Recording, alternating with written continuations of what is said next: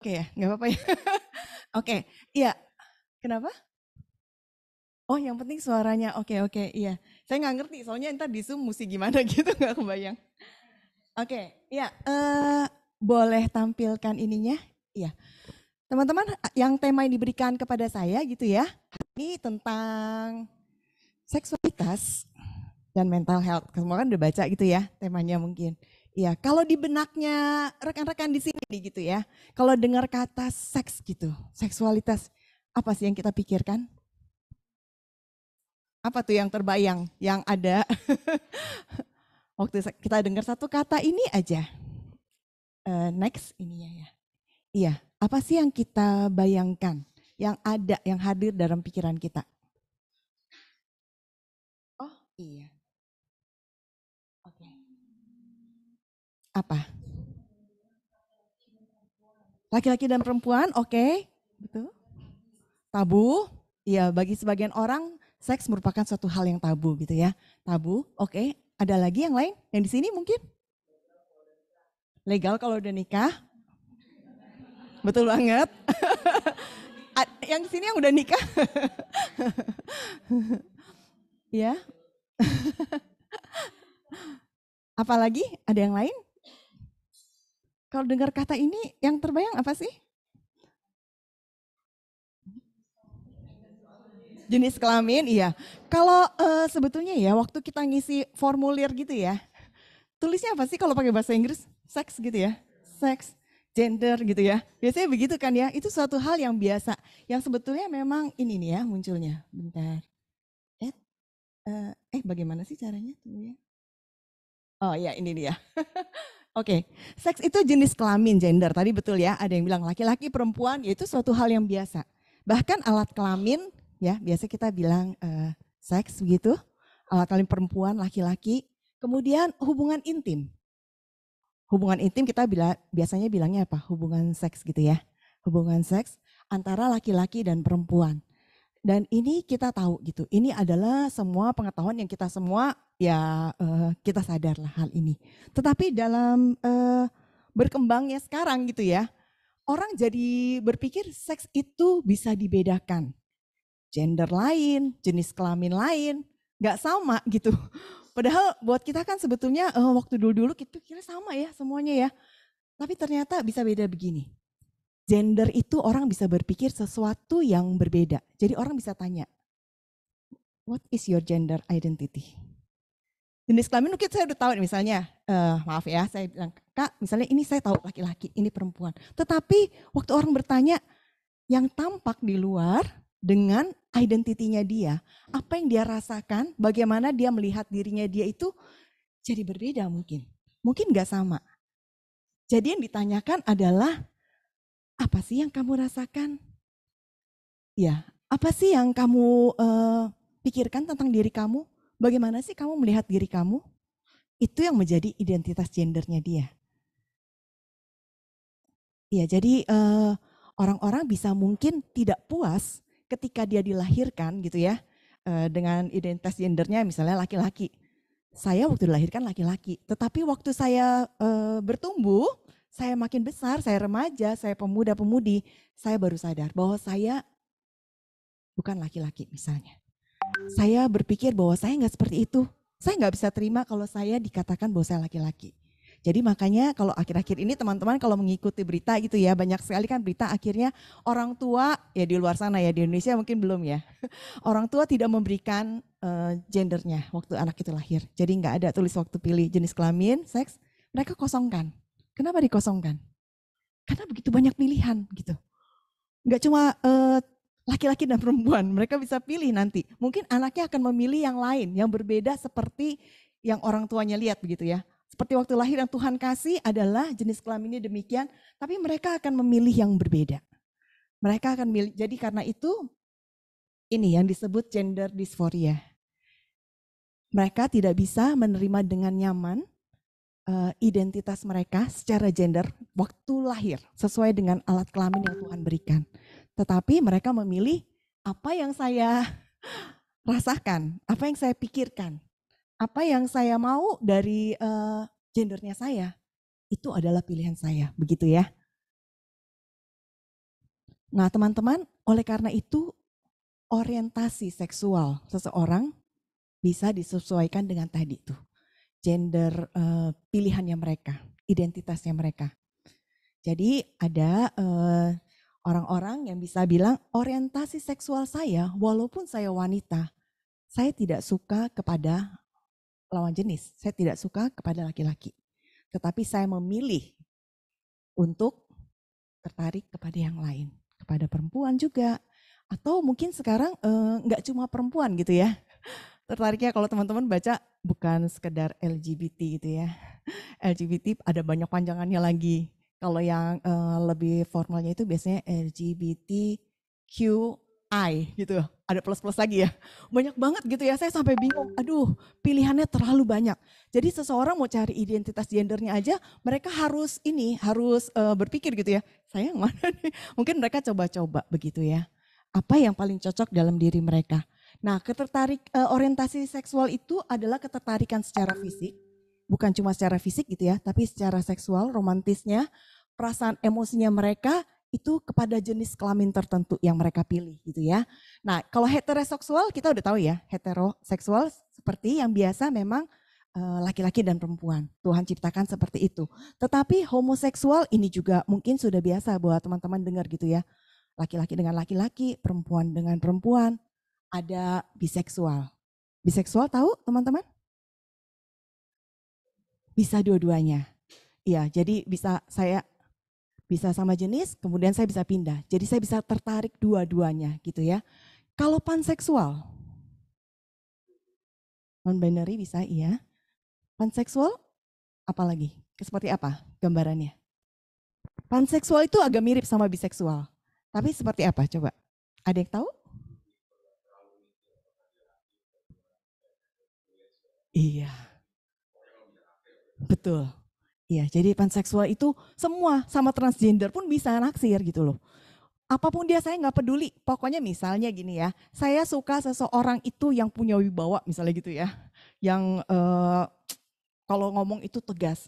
Waktu saya ngelihat dia ngomong tegas di situ, terus saya langsung berpikir gini, wah saya naksir dia. Saya nggak peduli. Mau dia transgender, mau dia laki-laki perempuan, saya suka dia. Bisa seperti itu gitu. Jadi mau dia kalau I itu biasanya intersex bilangnya gitu ya. Intersex itu berarti mereka mengakui mereka punya dua alat jenis kelamin, laki-laki dan perempuan. Dan itu mereka juga bisa aja naksir. Jadi panseksual begitu bebas, terbuka sama siapa aja. Nggak ada batasan begitu. Jadi ini semakin luas ya teman-teman ya. Banyak sekali kalau kita melihat gitu pilihan terlalu banyak. Sekarang orang-orang yang di sekeliling kita gitu ya, mungkin aja di dalam gereja, dalam tempat kita pelayanan, kita melayani, ada orang-orang yang juga seperti ini yang bergumul gitu. Tapi bukan berarti ini orang-orang yang perlu kita kucilkan gitu ya. Mereka sangat-sangat bergumul. Yang perlu membedakan adalah ini teman-teman.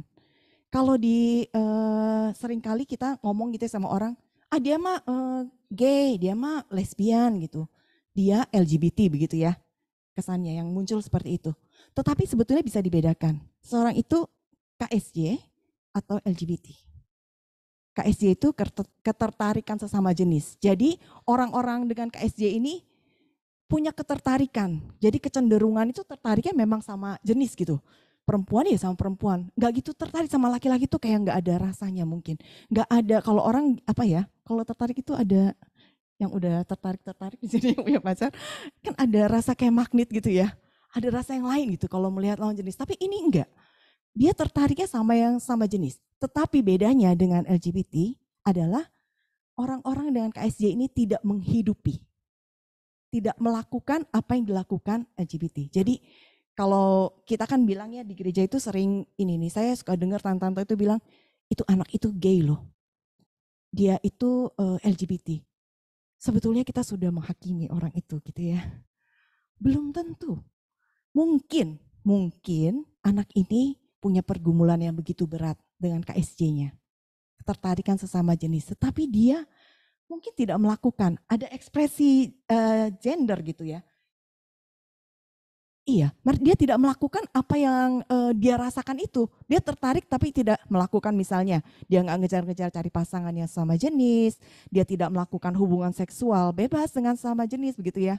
Bahkan orang-orang tertentu yang begitu bergumul ya, yang pernah saya kenal, itu mereka memilih untuk selibat, tidak menikah karena ketertarikan ini.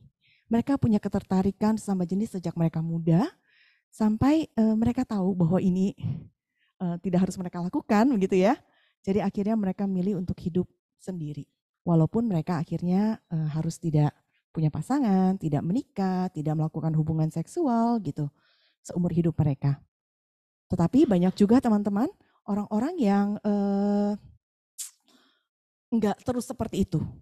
Ketika mereka mulai menyadari begitu ya, nanti mereka akan berubah dan mereka bisa menikah, punya pasangan, dan hidup normal seperti yang lain begitu. Ya, nanti kita akan lihat ya ini. Jadi kalau ekspresi gender ini adalah orang-orang yang melakukan gitu ya, mengekspresikan apa yang mereka rasakan itu gitu ya.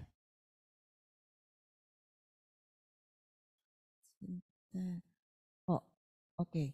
Ya, jadi ini teman-teman, kesimpulannya, seorang KSJ tidak langsung berarti bahwa dia adalah seorang LGBT gitu ya. Kita setuju dengan ini, dan ini adalah suatu pilihan. Pilihan apakah saya mau menghidupinya, apakah saya mau melakukannya, mengekspresikannya dengan apa yang saya rasakan, atau saya memilih untuk tidak melakukan ini. Jadi ini bukan sesuatu yang biasanya orang katakan gitu ya, bahwa ini sebetulnya nature apa nurture gitu ya, ntar kita lihat ya. Oke, nih penyebab KSJ ini beragam-ragam, sangat multifaktor gitu ya, sangat banyak hal yang mempengaruhi, nggak cuma satu hal. Tetapi dengan keadaan sekarang pun, ya silakan. Iya, kita bisa melihat gitu ya, apakah ini penyebab ini nature yang sering dikatakan bahwa ini adalah apa? Kalau nature itu diturunkan, berarti ada genetik gitu ya. Hal ini masih jadi perdebatan, bukan pergumulan, perdebatan yang dilakukan ini di luar sana gitu ya. Penelitian-penelitian kalau teman-teman bisa baca gitu ya, itu masih ada yang bilang sebagian, ya ini genetik, udah dibawa dari sana. Makanya ada yang bilang umur 3 tahun aja udah bisa menentukan bahwa dia tuh nggak cocok dengan gendernya dia waktu lahir gitu. Tetapi ada orang-orang yang mengatakan enggak gitu ya. Saya baru tahu itu mulai tertarik ketika saya SMP misalnya, SMA. Tetapi banyak juga penelitian yang mengatakan sebetulnya kalau kita telusuri tidak ada satupun penelitian yang bisa betul-betul membuktikan bahwa hal ini adalah genetik. Karena enggak, orang tuanya enggak seperti itu. Kan dia punya orang tua ya. Iya. Dan kakek nenek juga nggak seperti itu. Jadi sebetulnya kalau dibilang genetik itu tidak. Cuma memang ini masih jadi perdebatan begitu ya. Dan kita percaya sih bahwa hal ini lebih disebabkan bukan genetik gitu ya. Tetapi yang disebut nurture. Nurture apa teman-teman? Ya keluarga kita, lingkungan, apa yang kita dapat dari kita kecil gitu ya. Apa yang kita hidupi dari waktu kita kecil sampai besar. Saya punya teman begitu ya, punya anak 2, laki-laki dan perempuan gitu. Anaknya yang laki-laki itu cukup imut begitu mukanya ya. Bahkan semua orang tuh bisa bilang, anak ini kok jadi perempuan ini juga cantik loh gitu. Saya nggak tahu gimana gitu ya, saya kaget waktu mamanya itu posting. Anaknya itu dipakein baju princess. Anak yang laki-laki ini dipakaikan baju princess begitu. Terus didandanin betul-betulan layaknya princess, rambutnya itu walaupun pendek gitu ya, dikasih mahkota, terus dikasih anting-anting apa begitu. Saya nggak tahu apa yang mamanya bayangkan, mungkin karena dengar orang ngomong seperti itu gitu ya. Tetapi saya kaget karena saya merasa begini, teman-teman, seorang anak itu akan terbentuk tuh cara pikirnya. Iya ya, nggak apa-apa toh jadi perempuan. Aku cantik juga, orang suka aku berpenampilan seperti ini. Dan itu salah satu bibit-bibit sih gitu ya. Hal-hal yang orang tua lakukan secara nggak sadar, mungkin kita pikir itu kan suatu hal yang sederhana. Kenapa nggak boleh gitu ya, cuma pakaiin seperti itu. Tetapi itu sering dilakukan. Jadi anaknya sering di rumah akhirnya pakai sepatu, itu bukan sepatu, apa selop itu orang tuanya, mamanya jalan-jalan di rumah, cantik-cantik terus bergaya-gaya begitu. Padahal tadinya enggak loh. Dan itu masih SD anak itu, masih kecil gitu ya. Saya lupa 6-7 tahun begitu. Sekarang sih udah besar anaknya. Saya udah lama nggak pernah ketemu gitu ya. Tapi itu hal-hal yang maksudnya orang tua lakukan. Tapi banyak hal lagi teman-teman. Sekedar bukan sekedar itu ya, keluarga dan lingkungan itu. Sebentar. Oke. Iya, tadi saya katakan banyak penyebabnya gitu ya. Orang tua banyak melakukan hal-hal yang tidak disadari, akhirnya bisa menjadi suatu hal yang menyebabkan gitu ya. Timbulnya perasaan-perasaan seperti itu. Misalnya, ketidakhadiran figur ayah. Teman-teman pernah dengar ini? Ayah yang di rumah sebetulnya ada, datang. Ayahnya nggak pergi kemana-mana gitu ya. Tetapi perannya nggak ada. Perannya nggak ada dalam arti apa? Ya dia sibuk sendiri ya, pulang ke rumah dari kantor terus mungkin balik lagi game, TV, apalagi bapak-bapak, kakak-kakak di sini laki-laki biasanya apa langsung TV, game, laptop, pokoknya pekerjaan gitu ya. Langsung balik di rumah, pulang ke rumah cuma hai hai hai, udah langsung gitu. Gak pernah ada sentuhan emosi, gak pernah ada relasi, gak pernah ada komunikasi, kedekatan dengan anak-anak. Dan ini terjadi. Banyak sekali keluarga-keluarga ini dibilang fatherless gitu ya. Jadi nggak ada ayah sebetulnya. Ada yang betul-betul keluarga memang nggak ada peran ayahnya, kan ayahnya nggak ada. Tetapi banyak sekali keluarga yang tidak ada peran ayahnya ini bukan karena papanya nggak ada. Papanya ada di rumah tetapi tidak menjalankan perannya. Dan ini dampaknya besar sekali. Baik buat anak laki-laki maupun perempuan. Ya, karena peran ayah itu memberikan ini ya, otoritas figur. Nah, ini yang kedua, ibu yang dominan. Biasanya kalau ayah nggak berperan, ibunya dominan kan ya. Iya. Buat anak laki-laki seringkali beberapa klien saya begitu ya, yang menyatakan bahwa mereka punya kecenderungan untuk KSJ ini dalam kondisi seperti ini. Walaupun nggak harus ya teman-teman, karena ini kan multifaktor banyak hal dan mungkin dari faktor-faktor ini pun nggak ada satupun yang dia alami misalnya begitu ya. Tetapi ini membuat kecenderungannya semakin besar karena tidak ada ayah, terus ibunya sangat mengontrol sekali gitu. Jadi dia merasa bahwa dia harus dekat dengan ibunya gitu ya, ikut ibunya kemana-mana, melakukan apa yang ibu lakukan. Terus ayahnya juga keras, ini bisa abusive gitu ya, mukul ibunya, marah-marah, terus marah sama dia, marah sama ibunya. Akhirnya dia jadi menjadi tokoh yang mau melindungi ibunya. Kalau perempuan, dia mau melindungi ibunya, akhirnya dia bisa jadi seperti laki-laki. Kalau yang laki-laki, akhirnya mengikuti semua apa yang ibunya lakukan. Jadi ada beberapa orang itu mengatakan bahwa saya terbiasa melakukan semua yang mama saya lakukan. Bahkan saya bantuin mama saya itu tiap hari ngerol rambut, make up, pilihin mama saya baju. Mama senang, saya juga senang. Papa nggak peduli. Jadi ini yang terjadi dalam kehidupan sehari-hari gitu ya. Apa yang dilakukan oleh ayah dan ibu di rumah. Ibu-ibu yang dominan dia akan mengatur. Dan anak-anak akan melihat, oh ternyata jadi perempuan juga harus seperti itu. Harus bisa ngontrol. Bisa kok ngambil alih perannya suami gitu ya. Perannya laki-laki. Iya, dan itu yang mereka lakukan. Oke.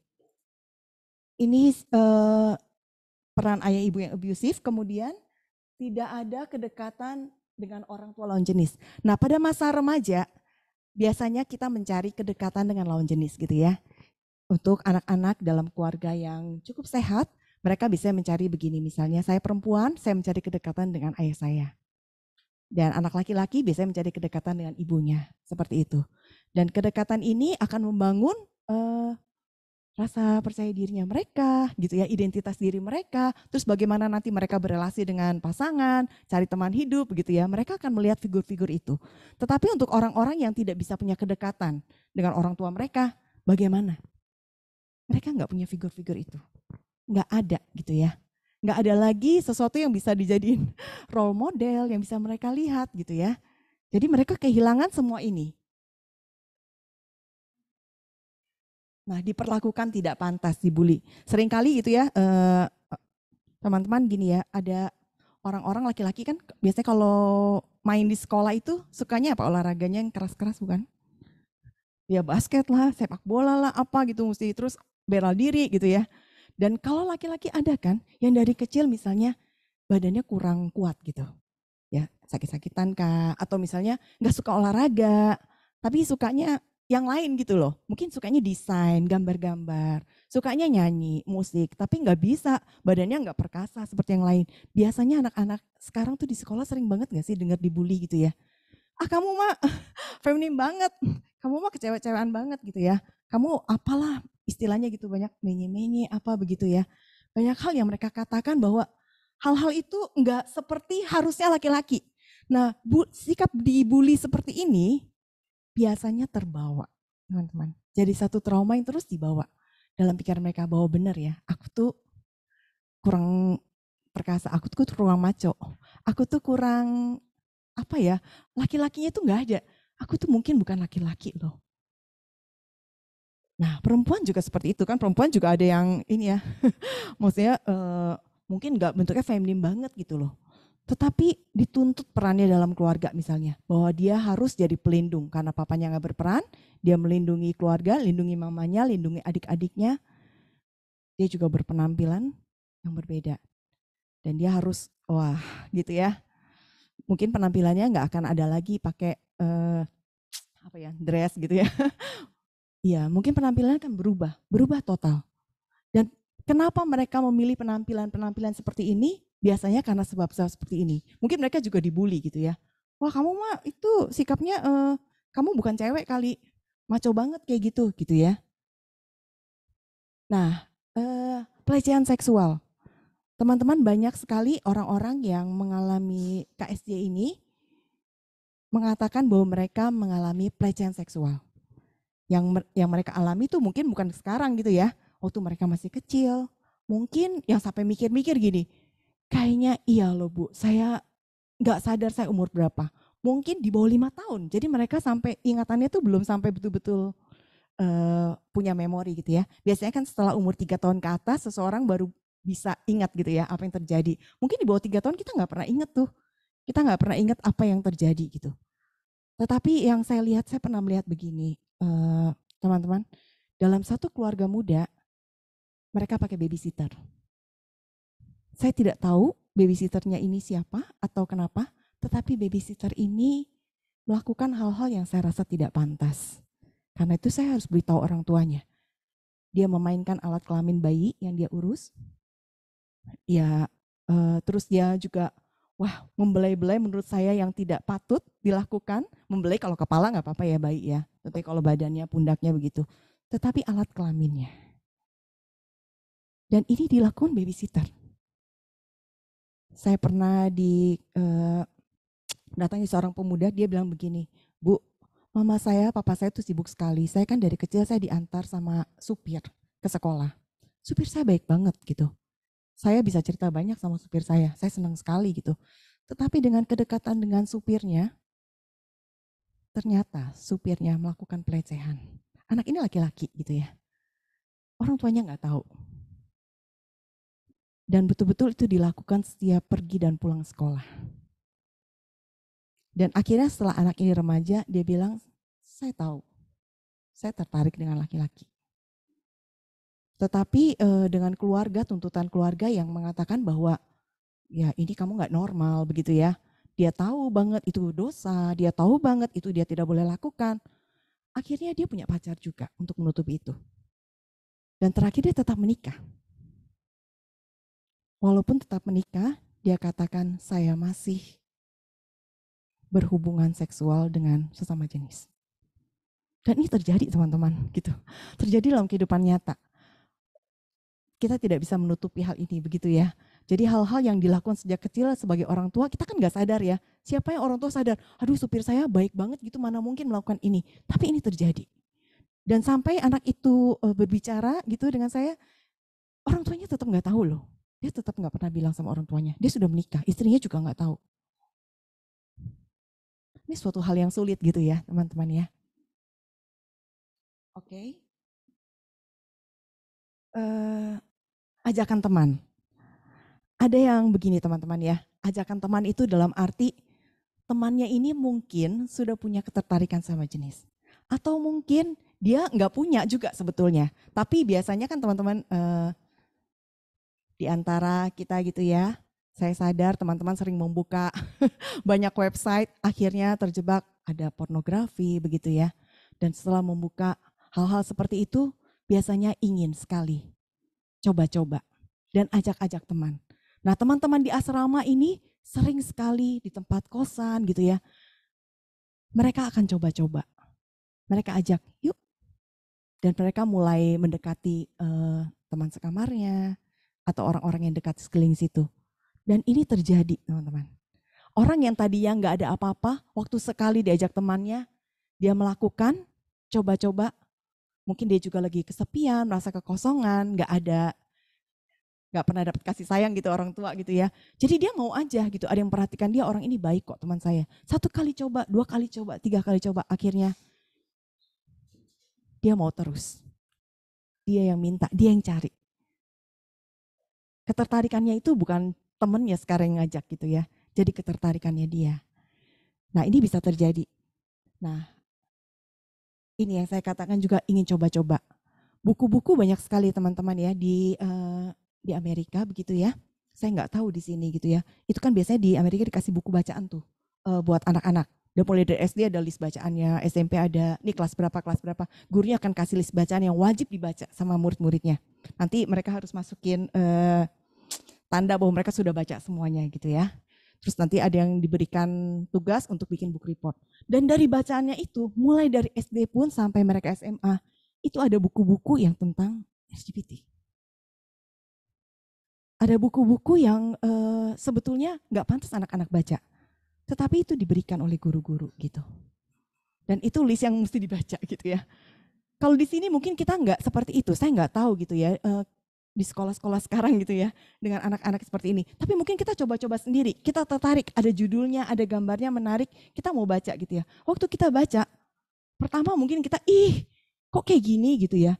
Anak-anak mungkin berpikir seperti itu. Tapi lama-lama dengan baca lagi, ada lagi lama-lama waktu kita baca media sosial juga, ini hal yang biasa kita harus terima, bukankah ini kita berperi kemanusiaan atas nama humanistik gitu ya. Humanisme semuanya kita harus terima mereka. Ini biasa kok, nggak apa-apa. Mereka ingin coba, mereka ingin tahu seperti apa sih. Akhirnya banyak remaja yang jatuh juga dalam pornografinya, bukan pornografi yang biasa begitu ya. Itu aja sudah kita tahu ya, kita tidak boleh melakukan. Tapi dalam pornografi sama jenis. Dan itu mereka lakukan. Setelah mereka menonton, dia jatuh ke sana, akhirnya mereka juga terjebak gitu ya. Jadi mungkin mereka nggak punya alasan-alasan yang lain ini. Tetapi saya yakin ada alasan mungkin kekosongan hati mereka, di rumah nggak dapat kasih sayang, nggak dapat perhatian, dan itu mereka cari. Ketika mereka mendapatkan kesenangan itu, ada yang mengisi kekosongan itu, akhirnya itu yang jadi hal yang mereka pegang. Bahwa ini ya nggak apa-apa lah gitu ya. Saya coba, ini bisa membuat saya senang, membuat saya terisi, membuat saya merasa nggak cemas lagi, membuat saya terhibur begitu. Jadi akhirnya mereka lakukan itu. Nah teman-teman begitu banyak hal-hal ini ya, mungkin banyak hal lagi gitu yang lain yang bisa terjadi. Mungkin yang kita tahu. Saudara kita, teman-teman kita atau siapapun itu. Bentar. Nah, iya. Nah ini teman-teman, dikatakan dari satu penelitian, penyimpangan perilaku seksual remaja lebih banyak ditemukan pada remaja yang tinggal dengan orang tua tunggal. Jadi maksudnya orang tuanya cuma satu begitu ya. Jadi nggak mendapatkan cukup kasih sayang. Kemudian tinggal dengan orang tua sambung. Orang tua sambung teman-teman tahu ya. Jadi ya orang tua yang bukan orang tua kandungnya begitu ya. Kemudian kurang kasih sayang orang tua. Jadi ini kurang kasih sayang orang tua sepertinya adalah sesuatu hal yang menjadi dasar dari semuanya begitu ya. Tidak ada perhatian yang cukup, tidak ada kasih sayang yang cukup yang dibutuhkan oleh seorang anak, dia akan mencari. Dan mencari itu dari banyak hal. Termasuk dengan KSJ ini gitu. Sorry.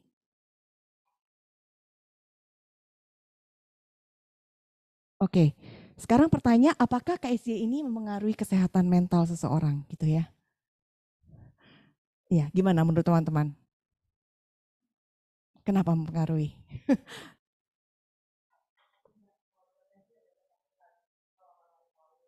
Bisa, iya. Oke, iya, iya. Oke, thank you jawabannya. Iya, ada lagi yang lain?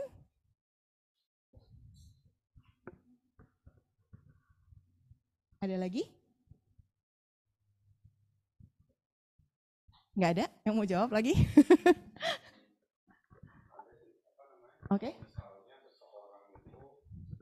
Saya punya gender dysphoria gitulah ya. Mm-mm. Dia itu lahir sebagai let's say laki-laki tapi merasa sebagai perempuan gitu, Iya, dan kadang ketika dia itu dipaksa, kadang maksanya ada dua arah ya, maksudnya kamu harus jadi kayak laki dong, iya, misalnya dia lebih suka hal yang kayak selama ini distereotipkan sebagai sesuatu yang betul. perempuan banget, misal masak lah atau misalnya apalah ngurusin rumah tangga segala macem, bersih-bersih segala macam, kan stereotipnya laki kerja perempuan di rumah gitu, sedangkan dia suka melakukan hal yang domestik gitu kan, jadinya eh, apa ya, dia makin tertekan dan terbuli Hmm. sehingga dalam gender dysphorianya itu udah di stigma di luar, dia juga depresi, kenapa sih aku nggak bisa kayak cowok, kenapa aku jadi kayak perempuan Mm-mm. gitu, apakah aku nggak berharga di mata Tuhan kayak gitu kan. Iya, iya, itu bisa terjadi gitu ya. Thank you buat sharingnya. Ya, jadi hal-hal yang orang-orang katakan kadang-kadang itu yang akhirnya kita pikirkan dan kita hidupi sih. Kita lakukan gitu ya. Iya ya, jangan-jangan benar gitu ya. Jangan-jangan benar ngomongannya dia. Aku melakukan ini kayak cewek gitu ya. Padahal kalau teman-teman lihat tuh tadi kalau dikatakan kan masak gitu ya.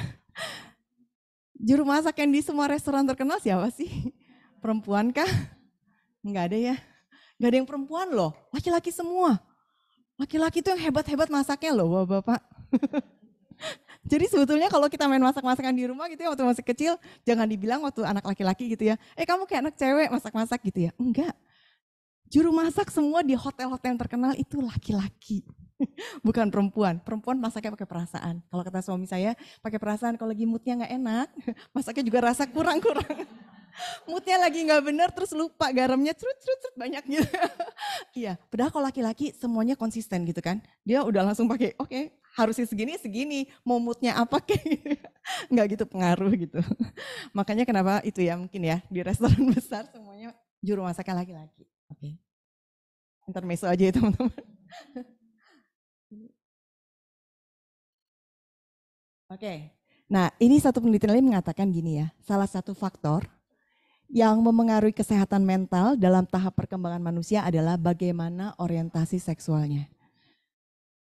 Jadi penelitian ini mengatakan juga penelitian terdahulu itu mengungkapkan bahwa orang dewasa dengan orientasi seksual yang abnormal memiliki kesejahteraan mental yang terganggu, gitu ya.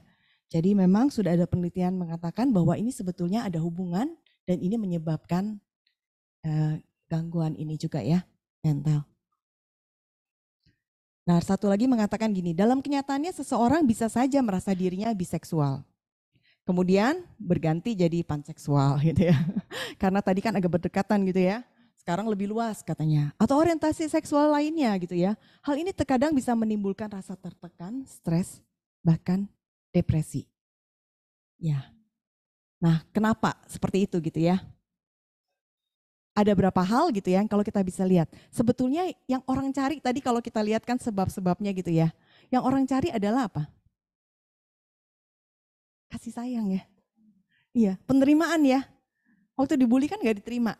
Yang orang cari adalah apa lagi? Kasih sayang, penerimaan, perhatian. Itu kebutuhan-kebutuhan yang mendasar. Saya selalu katakan tiga ini ya, biasanya tiga kebutuhan core setiap orang. Tua muda, anak-anak kecil, sampai orang tua senior begitu ya.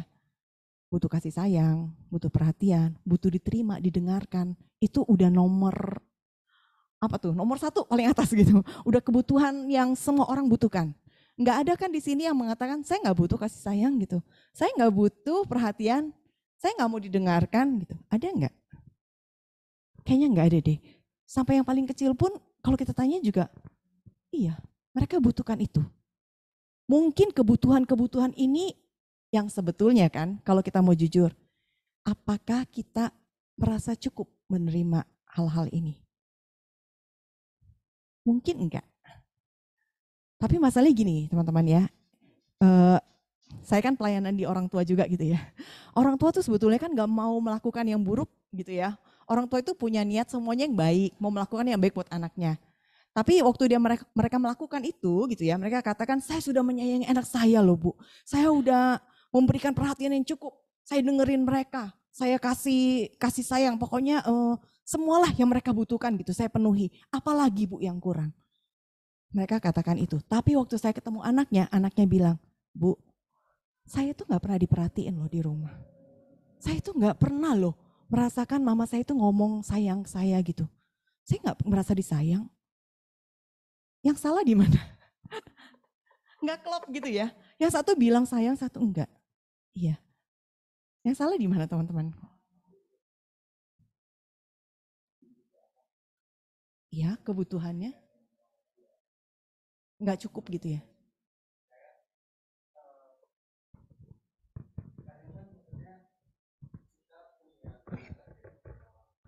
Hmm. Iya, ini menurut pendapat saya, kalau misalnya orang tua kan memang udah memberi kasih sayangnya ke anaknya. Iya. Cuman terkadang apakah itu yang sebenarnya dibutuhkan oleh si anak?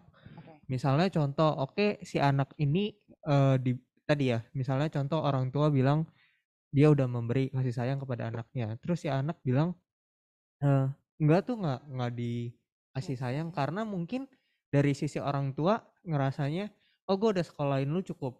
Tapi dari sisi anaknya adalah enggak, saya nggak butuh itu. Saya butuhnya adalah eh orang tua saya hadir untuk dengerin ceritanya saya di sekolah. Iya. Bukan kayak ketika saya sekolah, saya pulang ditanya PR-nya udah kelar belum? Iya. Gitu. Tapi anaknya ditanya, kamu di sekolah ngapain? Iya. Kan berbeda ya. Oke. Ya, terima Gitu. kasih ya Alim ya. Iya, jadi betul sekali ya teman-teman ya. Tadi yang teman kita sharingkan, bahwa kadang-kadang itu orang tua merasa bahwa mereka sudah mengasihi dengan cara mereka. Sudah dicukupkan kok kebutuhannya, sudah dikasih sekolah yang terbaik. Tiap hari dikasih uang makan cukup, ada uang jajan. Ada rumah yang enak, mainan semua dikasih. Kurangnya apa gitu ya. Mungkin itu bukan yang kita butuhkan, bisa. Ada hal lagi apa?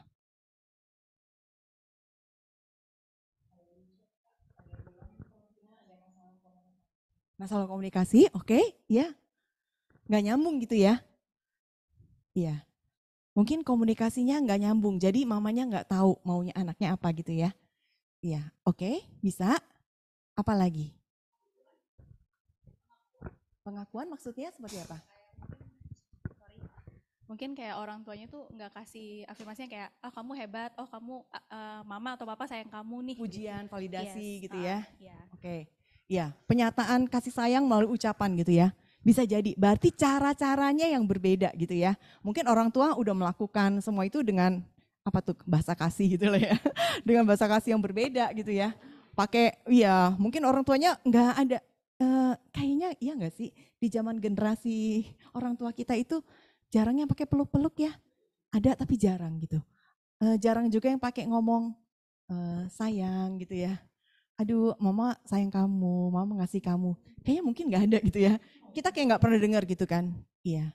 Mungkin di generasi kita mulai ya, kita ngomong ke anak-anak kita seperti itu kan. Mama sayang, kamu lucu sekali, misalnya gitu kan. Iya. Kita gak pernah terima itu. Karena itu mungkin di dalam otak kita, radarnya kita, ya.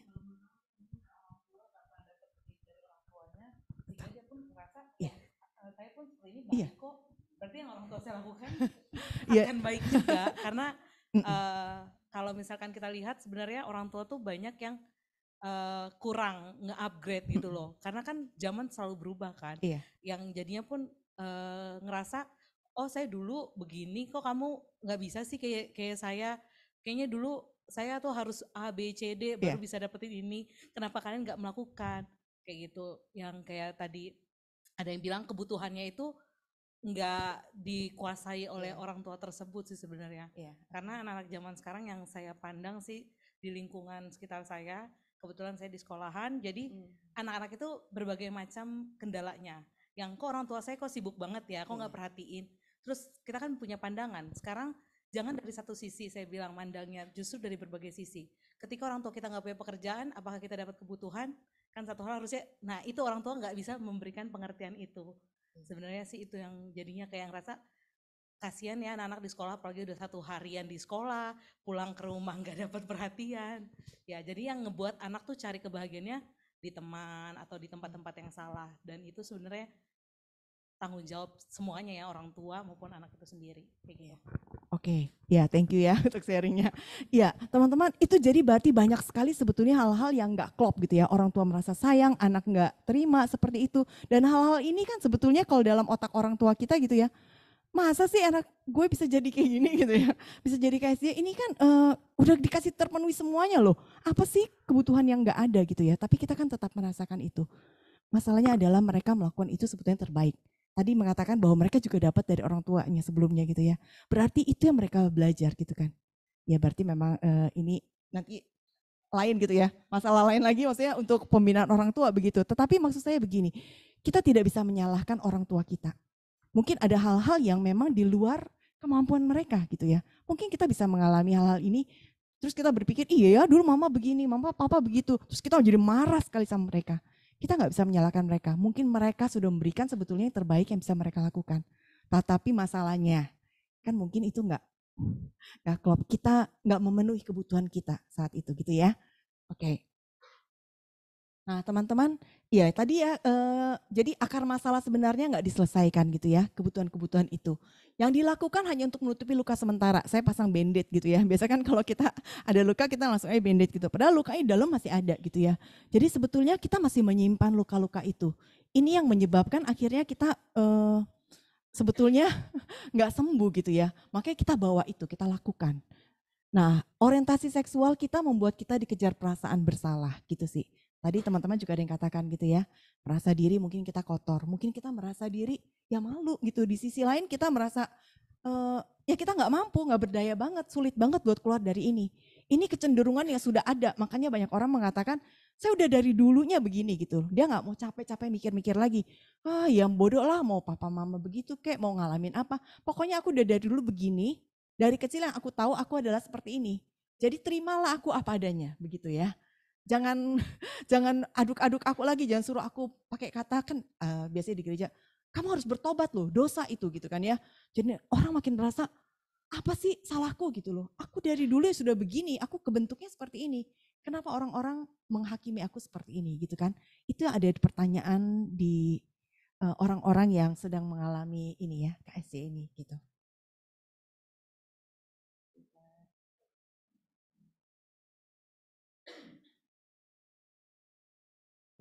Ini suara-suara yang sering ada sebetulnya yang sering kita dengar gitu ya teman-teman ya. Apa kamu orang Kristen gitu? Kamu orang Kristen bukan sih? Masa kamu orang Kristen KSJ? Itu kan pertanyaan yang sangat menusuk gitu ya. Tapi ini suara-suara publik loh yang sering dengar. Jangan-jangan mereka juga bukan bilangnya KSJ. Jarang ya orang yang bilang KSJ, mereka selalu bilangnya kamu gay gitu. Kamu homoseksual gitu ya, kamu lesbian. Ya, apa kamu orang Kristen? Terus dia tanya lagi, apa tuh saya tulisnya? Mana mungkin kamu anak Allah gitu. Mana mungkin sih orang Kristen ngaku anak Allah ini ya. Lakukan seperti ini. Iya, anak Allah tidak punya hasrat orientasi kayak kamu. Wah ini tudingan-tudingan yang bertubi-tubi gitu ya. Dan sekeliling kita mengatakan itu. Dan ini dialami oleh orang-orang yang dengan ketertarikan sama jenis gitu ya. Kamu bukan orang Kristen lah kalau kayak gitu. Orang Kristen gak seperti itu gitu ya. Kamu gay, langsung di label gitu ya. Kamu gay, kamu lesbian, kamu homo. Itu identitas kamu. Dan itu yang akhirnya dihidupi oleh orang-orang KSJ. Yang sebetulnya mereka cuma mungkin punya ketertarikan itu. Dan mereka bergumul. Saya punya satu cerita begini ya. Ini kisah nyata juga. Seseorang yang sejak kecil dia pernah mengalami pelecehan seksual oleh orang terdekat. Pelecehan seksual itu biasanya memang dilakukan oleh orang terdekat ya. Kalau menurut penelitian begitu. Dan ini dilakukan oleh omnya, adik dari mamanya begitu. Jadi sejak kecil dilakukan itu dan dia merasa baik-baik saja. Setelah remaja dia merasa mulai ada satu yang aneh dalam diri dia. Dia mulai diajak ke gereja oleh temannya, akhirnya dia ke gereja. Di gereja dia dekat dengan seorang hamba Tuhan. Dan hamba Tuhan ini hamba Tuhan senior gitu ya. Dia dekat, akhirnya dia dibimbing, diajak ikut Bible study, ikut macam-macam, persekutuan. Dia juga sering main ke rumah hamba Tuhan ini, dikasih pinjam buku dan lain-lain. Sampai di satu titik, hamba Tuhan ini mencium dia. Anak ini laki-laki ya. Terus dia tanya, kenapa Bapak cium saya? Bapak itu mengatakan, saya mengasihi kamu sebagai saudara. Kita saudara dalam Kristus. Satu kali. Dua kali ciumnya agak berbeda begitu ya. Dan Ari bertanya-tanya. Sampai akhirnya ini remaja gitu ya teman-teman ya. Jadi dia bertanya, apa betul kalau kita saudara dalam Kristus sesama jenis kita boleh dicium. Dan hamba Tuhan, dia hamba Tuhan loh. Maksudnya dia sayang saya. Dia perhatian sama saya. Boleh enggak saya terima itu gitu. Jadi anak ini sebetulnya mau mencari identitas dirinya gitu ya. Kenapa saya kok jadi cenderung seperti ini? Dan dia menceritakan itu ke hamba Tuhan ini gitu ya. Menceritakan bagaimana dia mengalami pelecehan, bagaimana dia perasaannya kok nggak enak, agak berbeda begitu, nggak seperti teman-temannya. Tetapi yang dia dapatkan seperti itu. Dan ini terjadi teman-teman. Gitu. Jadi bukannya keluar dari mulut singa gitu ya, masuk mulut buaya begitu. Jadi terperangkap anak ini gitu. Hal-hal seperti ini nggak bisa kita tutupi, sering terjadi sekali dalam gereja gitu ya. Ya. Nah teman-teman, bagaimana kita juga bisa berperan untuk menolong gitu ya, bukannya mempersulit gitu ya. Nah hal ini kenapa buat orang-orang merasa akhirnya nggak berdaya banget, hancur banget, total rasanya nggak ada jalan keluar, bisa depresi gitu ya. Iya, mau lari kemana? Siapa yang mau nolong? Bahkan hamba Tuhan pun yang dipercaya paling bisa dipercaya begitulah ya. Orang tuanya dia nggak mungkin ngomong ke orang tuanya. Tapi ternyata itu pun membuat dia akhirnya masuk lagi ke hubungan yang tidak baik gitu.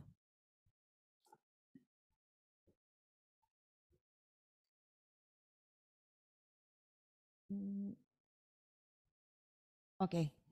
Nah teman-teman, ini gambarnya bisa kelihatan ya, tulisannya kecil banget ya. Tulisannya gini. Oh bisa kelihatan, mata saya nggak kelihatan. Iya. Nah, apakah kita mau mementingkan hal seperti ini teman-teman ya? Yang apa yang kita lihat gitu loh. Apa yang kamu lihat dalam diri kamu sendiri, yang kamu pikir tadi gitu ya, identitas kamu. Saya melihat diri saya itu seperti ini. Apakah ini yang paling penting? Bukankah ini yang dunia katakan? Lihat dirimu gitu ya. Kamu lihat dirimu seperti apa? Dengarkanlah suara hatimu begitu ya. Dunia katakan itu bukan? Iya, apa yang kamu katakan, apa yang kamu rasakan, kamu pikirkan, itulah dirimu. Gitu. Jangan dengarkan orang lain. Rasanya sepertinya kelihatannya agak benar gitu ya teman-teman ya. Tapi coba kita lihat yang ini.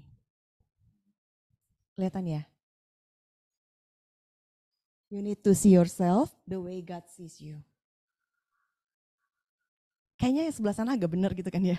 Tapi kalau kita lihat sini gitu, kita bersandar pada itu, diri kita begitu rusak gak sih? Sebagai orang berdosa kita bejat kan, pikiran-pikiran kita, naturnya kita gitu ya, kita sebetulnya udah gak ada yang murni lagi gitu. Kita mungkin dipengaruhi oleh banyak hal. Tapi kita harus lihat ini, bagaimana kita melihat diri kita seperti yang Tuhan lihat diri kita seperti apa. Ini yang Alkitab katakan teman-teman. Ya, kita mau yang seperti apa gitu ya. Ya, firman Tuhan mengenai seks tadi teman-teman sudah katakan. Teman-teman sudah tahu ini hal yang sederhana gitu ya. Bahwa Allah menciptakan hanya 2 jenis kelamin. Laki-laki dan perempuan gitu ya. Nggak ada yang lain, hanya itu 2. Jadi berarti kalau tadi dibilang natur saya lahir dengan genetik itu kita tentang gitu ya. Kenapa kita tidak menyetujui itu? Firman Tuhan mengatakan seperti ini. Hanya 2, hanya laki-laki dan perempuan, nggak mungkin ada yang lain. Gitu ya, kita percaya ini ada di, teman-teman bisa buka sendiri nanti ayatnya gitu ya, Kejadian 1 ayat 27. Kemudian pernikahan adalah antara seorang pria dan seorang wanita, hanya seorang pria dan seorang wanita. Nggak ada yang lain, bahkan sekarang itu mereka nggak nggak homoseksual gitu, hetero bilangnya, tetapi mereka pakai istilah trisam. Teman-teman pernah dengar? Iya, jadi melakukan hubungan seksual bertiga, ada yang akhirnya berempat gitu ya. Sesuai aja dengan kemauan mereka gitu loh. Karena mereka merasa ya nggak apa-apa, baik-baik aja asal semua sama-sama setuju, sama-sama suka begitu ya. Tapi firman Tuhan mengatakan bahwa seks di luar pernikahan dosa. Apapun itu gitu ya. Masa menikahnya langsung banyak, ada juga ya berita saya baca ya. Menikah ceweknya satu loh, poliandri ya. Suaminya banyak banget gitu. Mereka tinggal sama-sama gitu ya.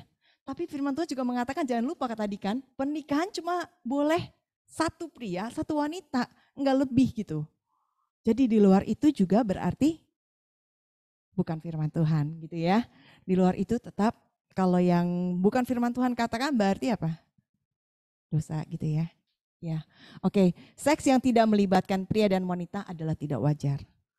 Jadi sekarang banyak banget kan sebetulnya ini firman Tuhan udah itu ya menyiapkan gitu ya, udah dari zaman dulu tuh udah ada. Sekarang biasanya melakukan seks bukan cuma ini lagi ya, bukan cuma dengan orang lagi. Dengan hewan, ada lagi apa? Robot, boneka, apapun itu gitu ya.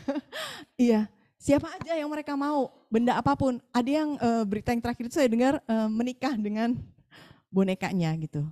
Bahkan disetujui dan kemudian punya anak juga gitu. Ada dokternya, punya anaknya boneka-boneka lagi gitu ya. Saya sampai aduh yang sakit yang mana gitu karena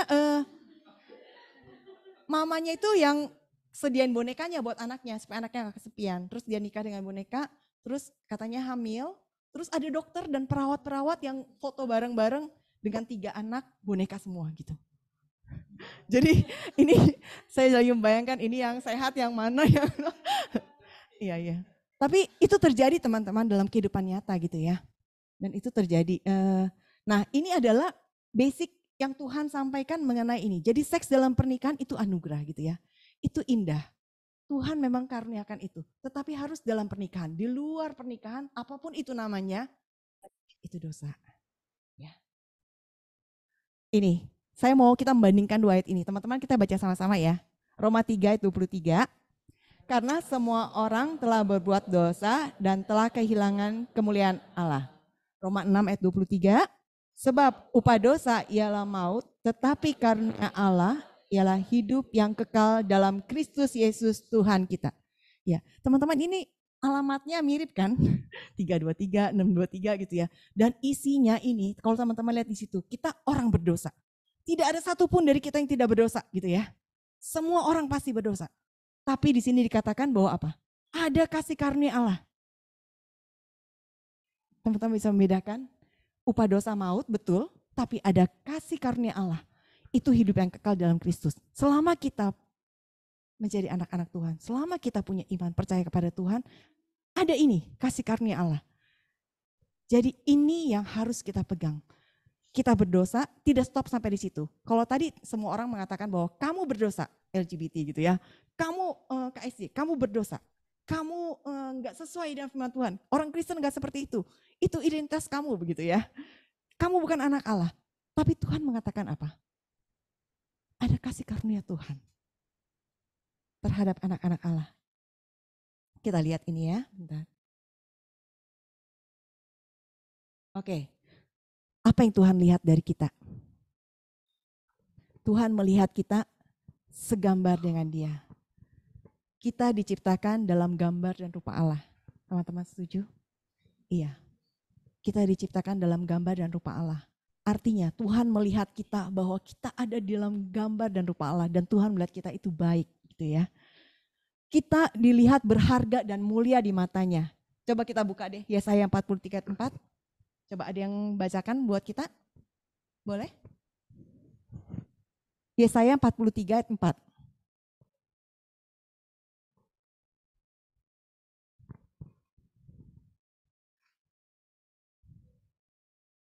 Ya, ada yang bisa bacakan?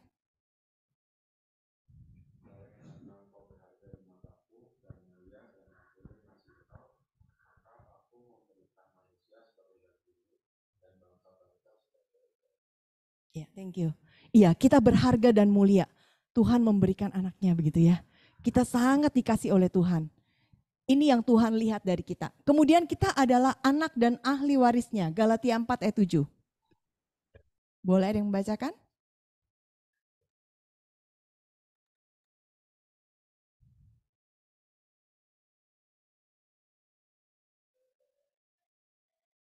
Ketemu?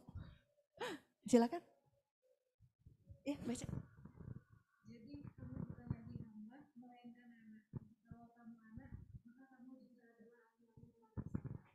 Iya, kita adalah anak ya. Kita anak dan kita adalah ahli warisnya. Oke, kemudian kita dilihat Allah sebagai anak Allah yang dijadikan tak bercacat celah. Efesus 1 ayat 4-5. Siapa lagi yang tolong bisa bacakan?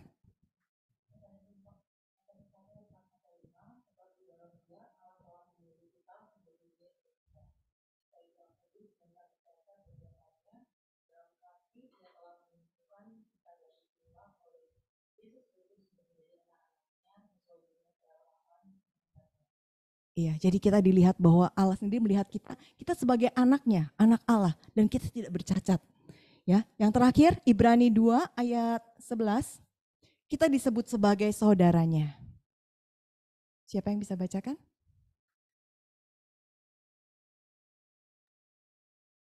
Silakan yang udah menemukan.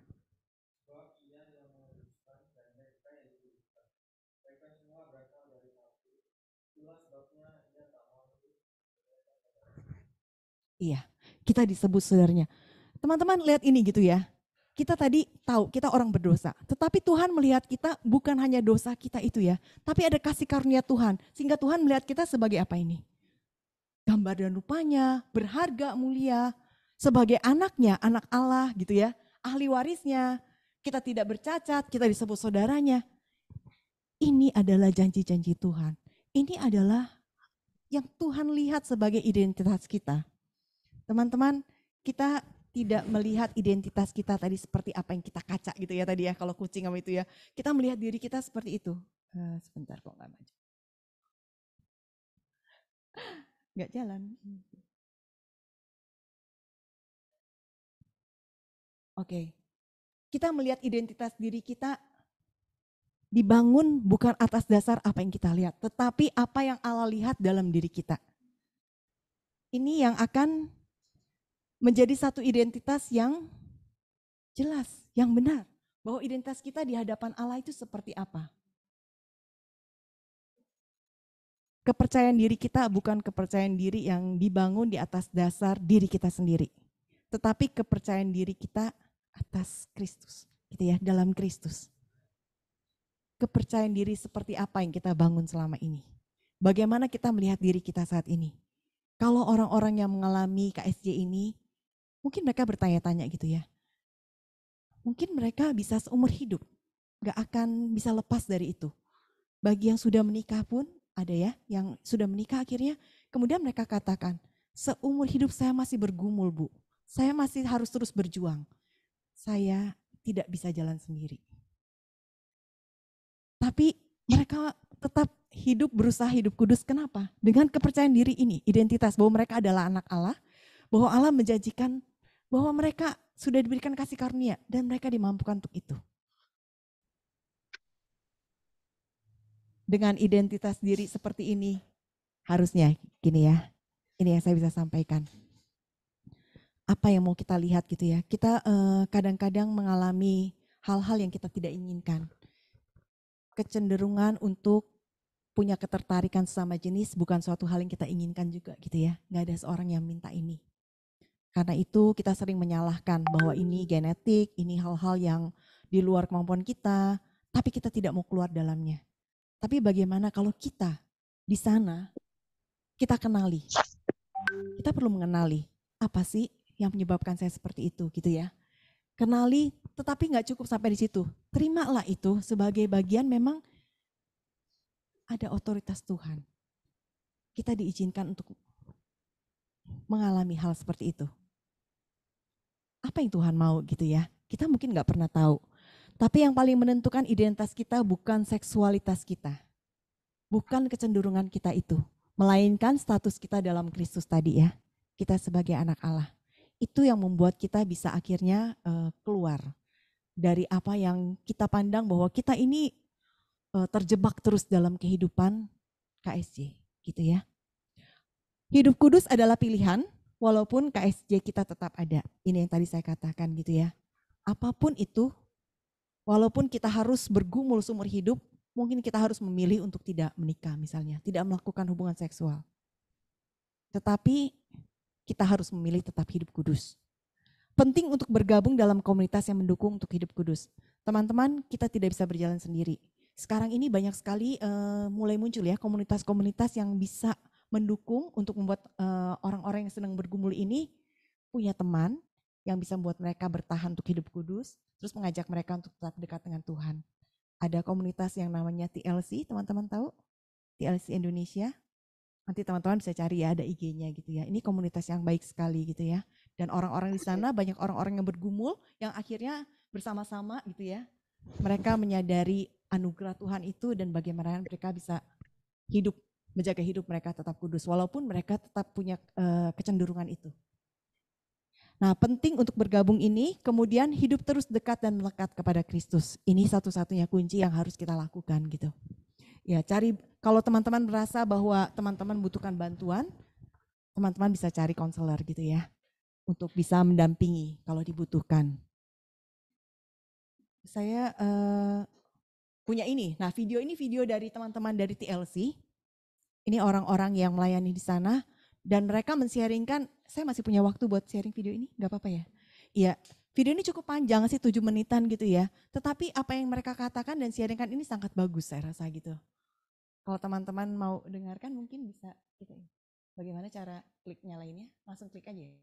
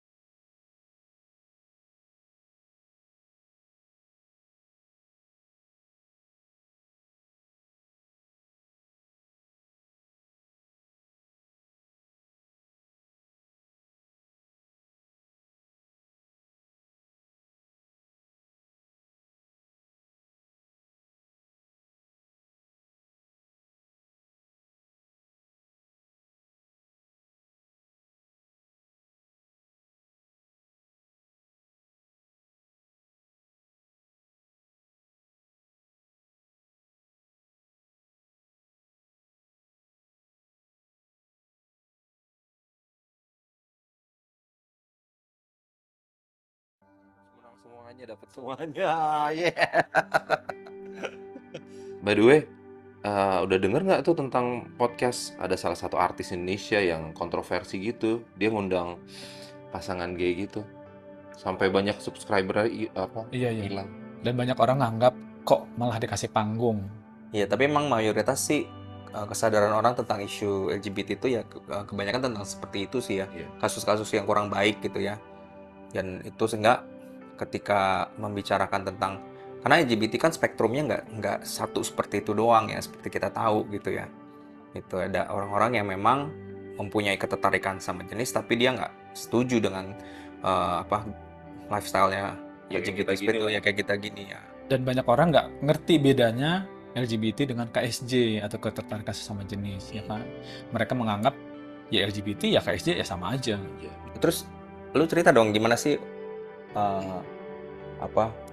ya lu sendiri gimana gitu kan? Oh iya, kalau gue kan memang bergumul KSJ, tapi sejak memahami ada ketertarikan sejenis ini, kok merasa ini nggak benar gitu loh. Jadi gue nggak berusaha melanjutkannya atau menghidupinya atau mencoba cari seseorang gitu, tapi terus bertahan sehingga ya walaupun KSJ tetap. Yeah. By the way, udah denger nggak tuh tentang podcast? Ada salah satu artis Indonesia yang kontroversi gitu. Dia ngundang pasangan gay gitu. sampai banyak subscriber Iya, iya. hilang. Dan banyak orang nganggap kok malah dikasih panggung. Iya, tapi memang mayoritas sih kesadaran orang tentang isu LGBT itu ya kebanyakan tentang seperti itu sih ya. Iya. Kasus-kasus yang kurang baik gitu ya. Dan itu sehingga ketika membicarakan tentang, karena LGBT kan spektrumnya nggak satu seperti itu doang ya, seperti kita tahu gitu ya. Itu ada orang-orang yang memang mempunyai ketertarikan sama jenis tapi dia nggak setuju dengan lifestyle-nya Ya, kayak LGBT kita seperti gini itu lah. ya, kayak kita gini ya. Dan banyak orang nggak ngerti bedanya LGBT dengan KSJ atau ketertarikan sesama jenis, ya kan? Mereka menganggap ya LGBT ya KSJ ya sama aja. Terus lu cerita dong gimana sih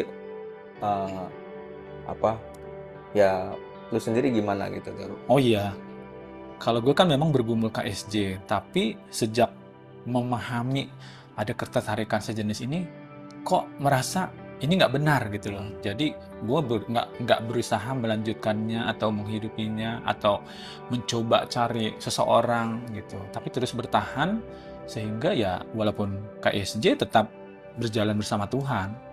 Banyak orang mikir kalau kita nggak melakukan itu kita nggak bisa bahagia, kita nggak bisa hidup kita kayak akan menderita gitu kalau kita nggak menjalani itu gitu. Padahal kalau pengalaman saya sih itu kayaknya enggak kok, maksudnya baik-baik aja kita gitu, karena kan manusia banyak ya aspeknya, nggak cuma itu doang gitu kan, banyak yang bisa memuaskan hidup kita. Tapi banyak loh orang bingung dengan KSJ ini.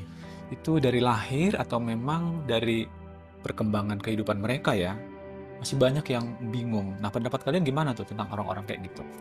Ya kalau saya sih ngerasanya memang sejujurnya dari kecil ya, dari usia 6 saya merasakan itu ya.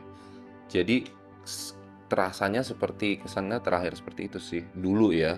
Cuman setelah sekarang makin ya baca kitab gitu kan, semakin banyak juga baca artikel-artikel ya yang di luar kekristenan, saya semakin lihat bahwa ini cukup kompleks ya gitu maksudnya. Dan memang gen gay aja nggak pernah ditemukan gitu sebenarnya. Jadi banyak juga faktor lingkungan itu juga berpengaruh sih ternyata gitu. Kalau dari yang saya udah pelajari dan saya melihat dari kehidupan saya sendiri, banyak faktor lingkungan dalam kehidupan saya yang mempengaruhi saya untuk saya sampai ke arah sana. Jadi kalau dari pengalamanku, saya juga waktu bertumbuh sih memang keluarga juga nggak ada abusive atau nggak ada pelecehan seksual, juga di sekolah juga berprestasi, jadi kalau bulian tuh nggak gimana-gimana sih gitu. Tapi memang somehow itu saat waktu bertumbuh memang ada masalah di keluarga juga gitu. Jadi dari situ sih. Jadi memang kalau dilihat ada orang memang merasa dari kecil ya, kayak kamu jam 6 tahun, bahkan ada yang kita pernah dengar ada cerita bilang umur 3 tahun ya udah merasakan seperti itu gitu. Jadi cuma kalau aku pribadi mempercayai bahwa itu adalah efek kehancuran manusia dalam dosa gitu, sehingga keluarga itu menjadi satu tempat di mana harusnya menjadi tempat yang aman bagi seorang anak bertumbuh menjadi kurang aman, dan itu bisa efeknya kemana-mana. Jadi nggak cuma masalah keterkaitan sama jenis atau LGBT ini. Ada orang yang ketika bertumbuh dewasanya dalam keluarga yang tidak sempurna seperti itu ya bisa jadi mungkin kecanduan ke alkohol atau ke narkoba seperti itu ya. Jadi akar-akar ini ya menyebabkan banyak tendensi seperti itu. Salah satunya adalah bagaimana akhirnya orang jadi terjerumus dalam kehidupan keterkaitan sama jenis ketika mereka mengalami masalah-masalah seperti itu gitu. Dan tentu kita berarti udah punya masalah ini, terus solusinya gimana nih? Nah, dulu tuh saya mikirnya solusinya saya harus jadi hetero, saya harus jadi normal gitu kan. Tapi akhirnya jadi kayak memaksakan diri kayak kayak hidup dengan topeng gitu kan. Ya tapi puji Tuhan sekarang saya sadar gitu loh bahwa solusinya itu adalah kita mengenal Tuhan, kita mengenal Bapa di surga itu gitu kan lewat Yesus Kristus. Dan itu yang mengubahkan saya ketika saya sadar bahwa saya dikasihi apa adanya. Saya jadi bisa menerima diri saya sendiri, ya menerima bahwa ya udah saya memang ada KSJ dan ya udah nggak apa-apa gitu loh. Tapi saya juga nggak harus membiarkan KSJ itu menguasai kehidupan saya gitu loh. Tapi yang harusnya menguasai kehidupan saya adalah Tuhan itu sendiri gitu kan. Memang nggak bisa dipungkiri sih, maksudnya kalau si Hulk itu aku juga waktu pertama-tama yang aku perhatikan itu adalah perilakunya gitu ya, yang kita mau coba hindari. Jadi ibaratnya kalau gunung es itu yang kita lihat yang di puncaknya doang, puncak gunung es. Sementara di bawahnya itu sebenarnya kan gunung es itu kan lebih bawah, lebih bahaya lagi di situ.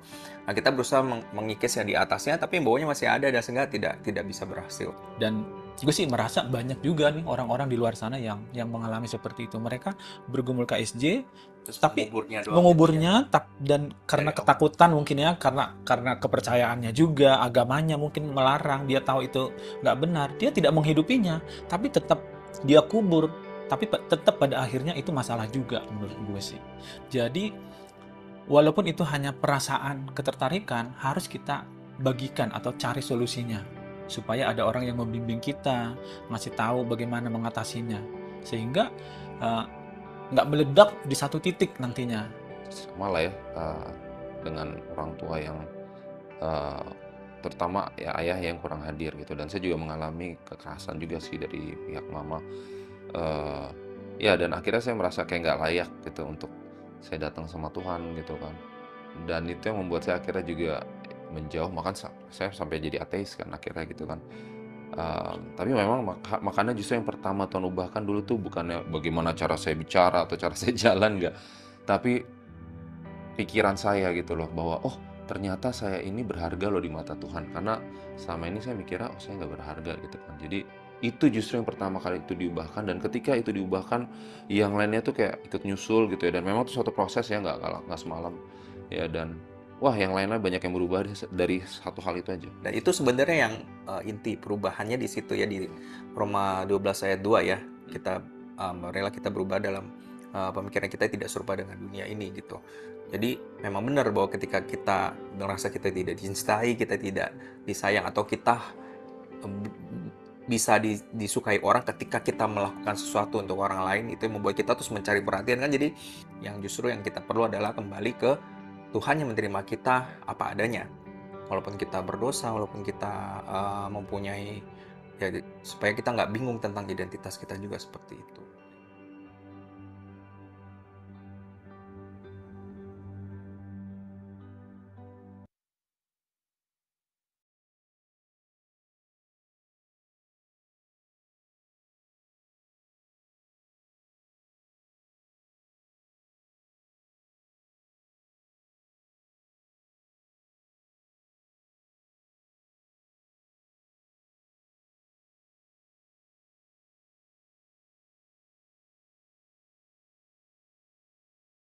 Butuhkan pelayanan ini gitu ya. Ini sumber-sumber dari tadi bahan yang saya bagikan. Udah bisa jalan. Next aja. Iya. Ya, teman-teman, ini Vaughan Roberts mengatakan gini ya, ada kehidupan yang memuaskan dan hidup dalam persekutuan dengan Kristus bagi orang-orang Kristen yang memiliki ketertarikan sama jenis. Jadi orang-orang yang memiliki KSJ ini, walaupun dia nggak melakukan hubungan seks atau nggak menikah, mereka tetap bisa memiliki kepuasan hidup begitu ya. Kita perlu bangun relasi yang erat dengan Kristus, kita perlu cari komunitas untuk menerima kita, menolong dan menguatkan, cari pertolongan konselor yang kita bisa percaya begitu ya, untuk membagikan ini. Dan percayalah kita akan menjadi kuat dan mampu melalui semua yang namanya kesulitan, namanya penderitaan kita gitu yang kita alami dengan KSJ ini, dengan pertolongan Tuhan dan melalui anak-anak Tuhan lainnya gitu ya dalam komunitas. Ya itu demikian dari saya teman-teman. Kalau ada pertanyaan silahkan ya, atau ada komentar.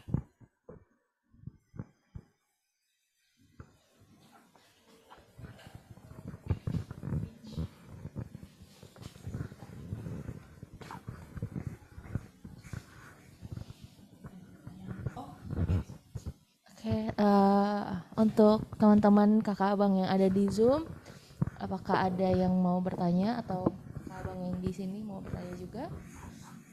Silakan.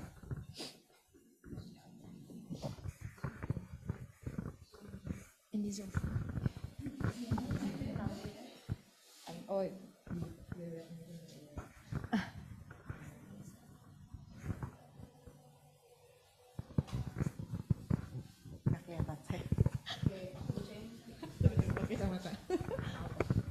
Ada pertanyaan dari Zoom.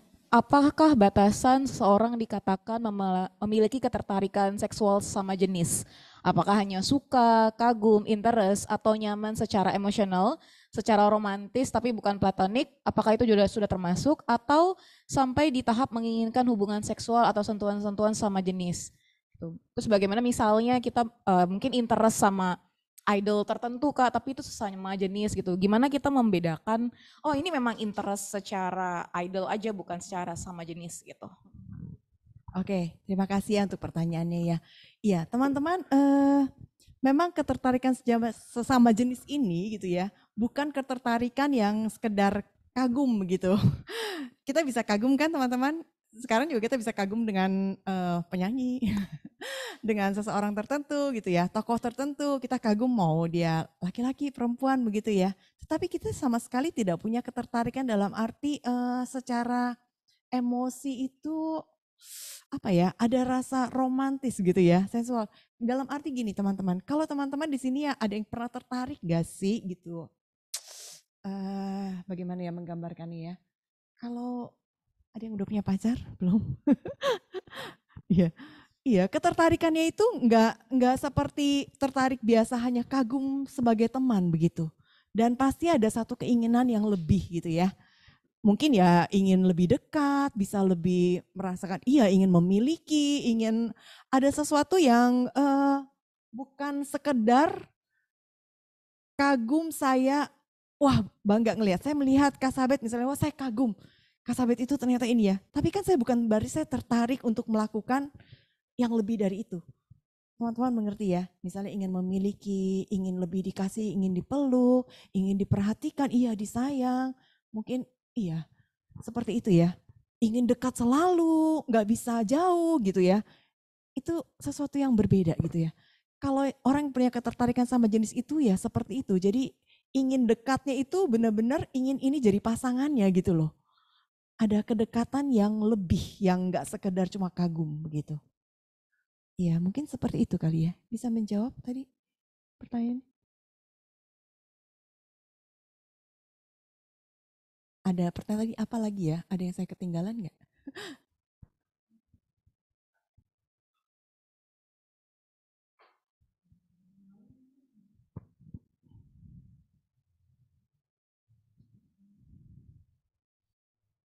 Ada yang lain? Kalau untuk kakak abang ada yang mau tanya lagi? Halo, aku mau nanya Kak, jadi biasanya gini, dulu-dulu ya misalnya punya teman yang mungkin pernah jatuh di LGBT dan sebagainya, kadang-kadang lingkungan mereka yang mungkin mereka mau tobat nih, tapi lingkungan mereka yang satu komunitasnya LGBT itu nggak seneng nih kalau mereka itu tobat atau berubah gitu. Nah, itu apakah sebenarnya bisa bagaimana kita yang orang-orang yang mungkin normal itu bisa membuat mereka untuk kembali? Karena kan aku percaya dulu pernah dengar quotes-nya Robin, Pastor Robin tuh bilang gini, Tuhan itu tidak benci orangnya, tapi hanya benci dosanya, gitu. Itu aja sih. Thank you ya. Iya memang komunitas sangat menentukan sekali gitu ya teman-teman ya. Komunitas sangat menarik banget gitu kan ya. Kalau dia dalam lingkup komunitas yang LGBT begitu, yang sudah melakukan mungkin hubungan seksual begitu ya, antara sama mereka, ganti pasangan dan lain-lainnya gitu, mereka akan sulit keluar. Karena kalau mereka keluar, kan komunitasnya juga keberadaannya terganggu begitu ya. Mungkin nanti akan, wah macam-macam gitu bisa dilaporkan, ini itu. Mereka tidak nyaman, tentunya mereka nggak mau kehilangan itu gitu. Tetapi sebagai orang-orang yang mendampingi orang-orang yang mengalami KSJ ini gitu ya, yang LGBT apalagi, kita perlu merangkul mereka, mengajak mereka pindah komunitas. Masuk satu komunitas yang membuat mereka juga bisa kuat lagi gitu loh. Iya, menerima mereka, komunitas yang berbeda tentunya. Seperti tadi, saya sangat menghargai kehadiran komunitas TLC itu gitu ya. Itu komunitas yang sangat dibutuhkan sih sebetulnya. Dan komunitas itu orang-orang Kristen gitu ya. Jadi sangat dibutuhkan buat orang-orang Kristen yang sedang bergumul, yang mereka tidak tahu harus cari pertolongan kemana. Mungkin malu gitu ya. Mungkin juga merasa orang-orang gak akan ngerti kok apa yang aku rasakan. Orang-orang gak ngerti apa yang ada di pikiranku gitu. Apa yang aku gumulkan di dalam ini mungkin mereka gak ngerti. Mereka cuma bilang, sudahlah kamu tuh bertobat begitu ya, anak Tuhan. Tapi mereka butuh orang-orang yang betul-betul terima dan mengerti dan betul-betul bisa menolong mereka keluar gitu loh dari kecenderungan mereka itu untuk hidup kudus. Itu sih gitu ya. Jadi memang perlu ditarik keluar dari komunitas itu mau nggak mau, walaupun mungkin sulit ya tentunya, tapi cari komunitas lain yang betul-betul bisa memberikan support. Support system sangat penting gitu loh. Dalam hal-hal seperti ini kita nggak bisa jalan sendiri ya. Biasanya kalau kita sendiri kita mudah balik lagi. Dan saya yakin teman-teman ya, orang-orang yang ingin berpindah pun gitu ya, nggak mau hidup di dalam perilaku LGBT itu, mereka nggak akan mudah tuh untuk lepas itu. Mungkin awalnya pindah komunitas, terus mereka udah ngerti, udah wah berusaha banget gitu ya. 1-2 bulan mereka banyak yang jatuh lagi gitu. Karena itu kenapa pentingnya komunitas. Mereka akan ketarik lagi karena dorongan di dalam diri mereka itu sangat besar sekali gitu ya.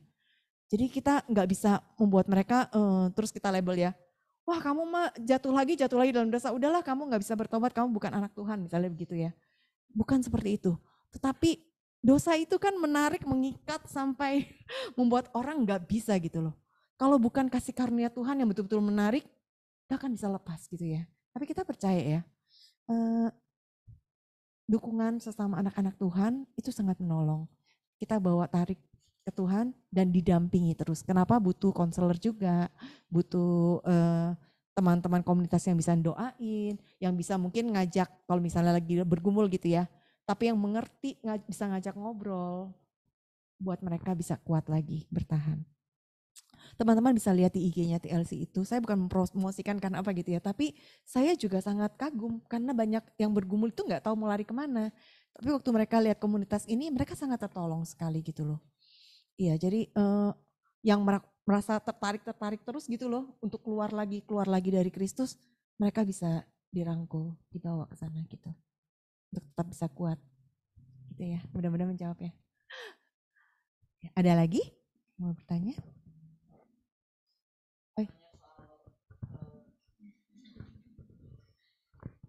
Seksualitas dalam pasangan suami istri. Oke. Jadi saya keluarga saya khususnya kakak dan abang dan kakak ipar saya sudah berumah tangga sekitar mau masuk jalan 9 tahun. Sampai saat ini Tuhan belum mengaruniakan anak di tengah-tengah keluarga mereka, dan seringkali juga bolak-balik bertengkar gitu ya. Karena mungkin banyak faktor hal lain, tapi saya melihat sumber utamanya ini soal keturunan gitu. Di dalam perdebatan pertengkaran mereka itu tidak sedikit gitu keluar kata-kata kayak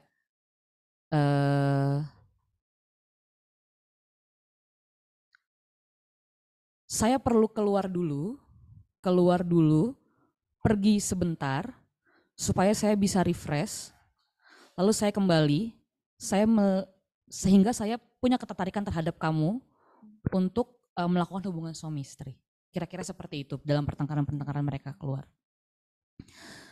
Saya sebagai orang yang dekat dengan mereka, melihat pertengkaran itu kaget dan juga takut dalam artian apakah tentu tidak semua keluarga seperti ini gitu ya. Tapi buat saya itu deg-deser dan memang kalau di beberapa kali konflik mereka itu tidak sedikit juga mau berkali-kali bicara mau pisah gitu. Nah, hal sederhana apa gitu Ci yang bisa kita lakukan selain mendoakan dan mendengarkan keluh kesah mereka di tengah-tengah pergumulan panjang mereka, tapi tetap mendorong mereka juga punya kembali keintiman atau juga hasrat gitu ya untuk tidak hanya mengasihi gitu, tetapi juga ya di dalam hasrat si seksualitas itu juga gitu Ci. Tapi mungkin dengan cara yang tidak tabu gitu atau tidak aneh gitu. Makasih. Ya, thank you ya pertanyaannya. Ya teman-teman, relasi suami istri emang agak ini ya berbeda begitu ya. Berbagai macam juga gitu ya. Relasi suami istri nggak cuma bisa satu kali gitu ya. Waktu pacaran dihidupkan terus menikah akan hidup terus begitu cinta kasihnya. Gak seperti itu.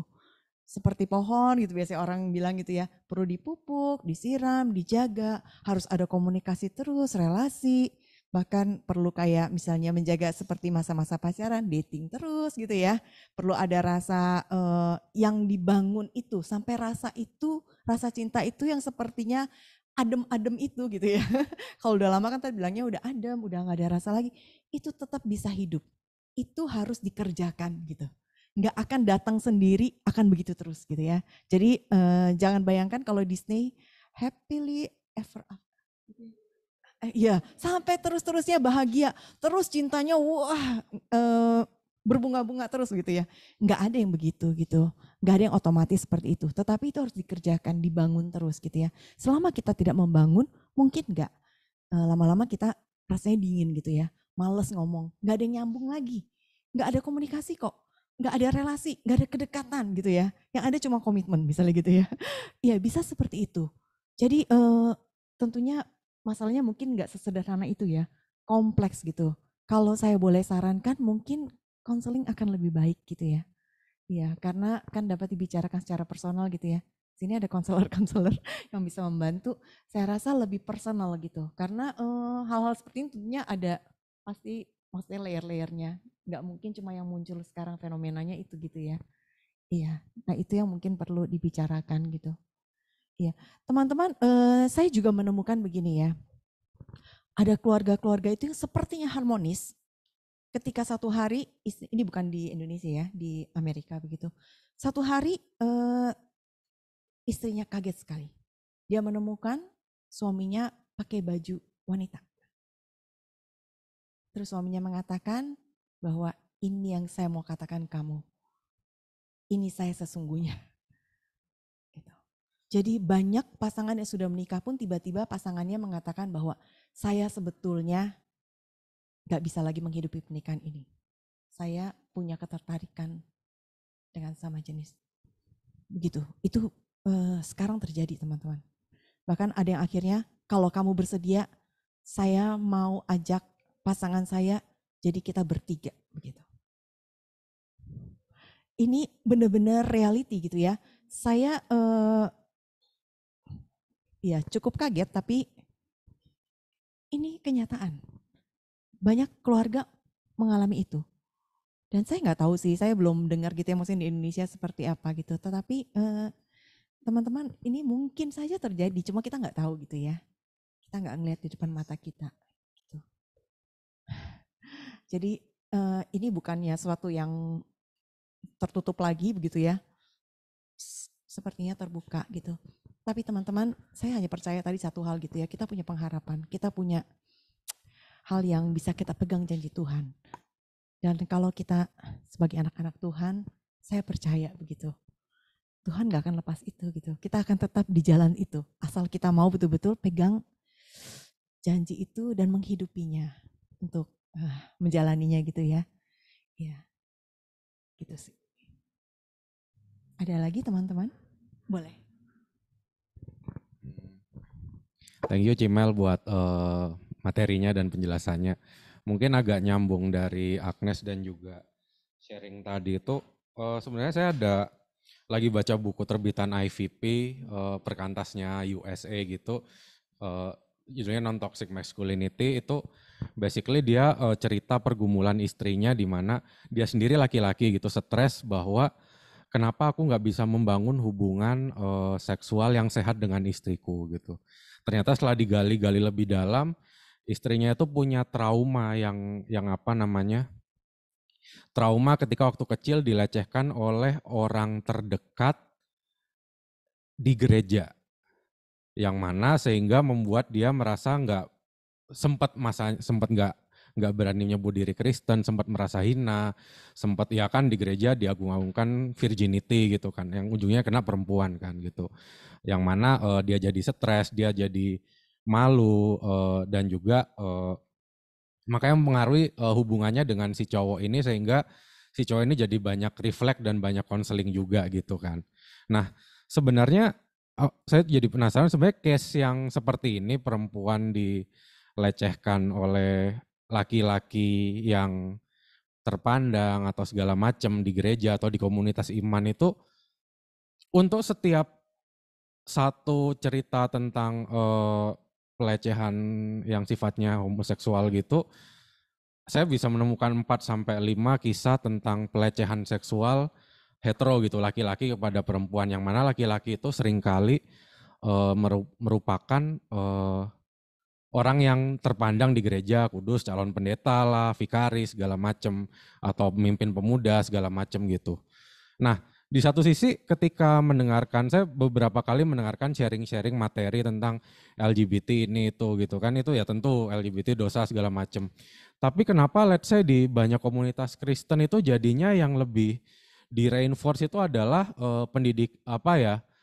seminar-seminar tentang LGBT, bukannya seminar predator seksual, heteroseksual gitu kan, yang mana sebenarnya itu lebih banyak tersebar dan nggak jarang orang yang melakukannya itu adalah orang yang kita anggap hormati. Misalnya Raffi Zacharias itu pelaku pelecehan seksual banyak banget orang, tapi sampai sekarang masih kita hormati tulisan-tulisan apologetikanya gitu kan. Jadi kenapa kok ada nggak sinkron gitu antara bagaimana kita memandang temen yang gay gitu, sedangkan heteroseksual juga celah dosanya banyak banget.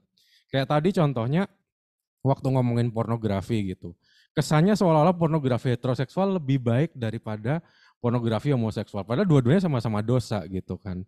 Itu satu. Kedua, yang kedua adalah bagaimana sih bagaimana supaya pendidikan seks itu lebih baik lagi di komunitas persekutuan atau komunitas iman gitu, karena seringkali boring gitu, dalam artian love, sex and dating, seks di luar nikah dosa, kemudian seks itu harus dalam pernikahan, harus laki-laki dan perempuan, itu kan kita semua udah tahu gitu dari dulu gitu, tapi seberapa sering sih maksudnya kita jadi sering nggak bahas yang real udah dialamin gitu, orgasme, masturbasi segala macam itu kan orang taunya di luar persekutuan gitu kan. Dan juga bagaimana seringkali ya let's say diceritain cari pasangan di persekutuan gitu, sementara di persekutuan atau di gereja gitu banyak orang brengsek juga gitu, yang mana dapat edukasinya juga nggak tahu dari mana, mungkin taunya itu dari luar juga, dari nonton pornografi segala macam gitu. Aku jadi penasaran sih imajinasi Bu Cimel gitu tentang pendidikan seks yang sehat di gereja atau persekutuan kayak gimana gitu sih. Thank you. Thank you ya untuk komennya. Iya, memang nih tadi awal siapa yang tadi mengatakan seks tabu gitu ya. Itu masih kayak apa ya? Sampai sekarang itu di sebagian kita itu masih merasa seperti itu. Kalau bicara tentang seks gitu ya, seksual, sex education, hanya terbatas kan masalah kayak seks secara fisik, biologis begitu. Terus hubungan tadi kamu bilang gitu ya, Tuhan itu ini itu semua gitu loh. Tetapi contoh-contoh real itu jarang sekali mau dibicarakan. Apalagi dalam gereja. Iya, saya menyadari hal itu gitu ya. Dalam gereja itu sepertinya ditutup. Seakan-akan di gereja itu semua orang suci-suci, baik-baik. Jadi kalau ada satu yang kurang baik, itulah sorotannya begitu ya. Padahal kalau kita mau jujur, yang duduk di gereja gitu semuanya. Kita-kita ini juga gitu ya. Siapa yang tidak pernah lihat pornografi? Saya nggak bilang pornografi yang homoseksual lebih itu sih ya. Heteroseksual semua sama, cuma kita memang lebih bicarakan ini ya. Maksudnya gender identitas yang KSJ begitu. Iya, memang semua itu tetap tentunya harus dibicarakan gitu. Kalau untuk anak remaja, untuk anak pemuda, saya rasa kita perlu membukakan bahkan contoh-contoh real gitu dalam kehidupan nyata. Saya nggak tahu gitu ya teman-teman, begini ya.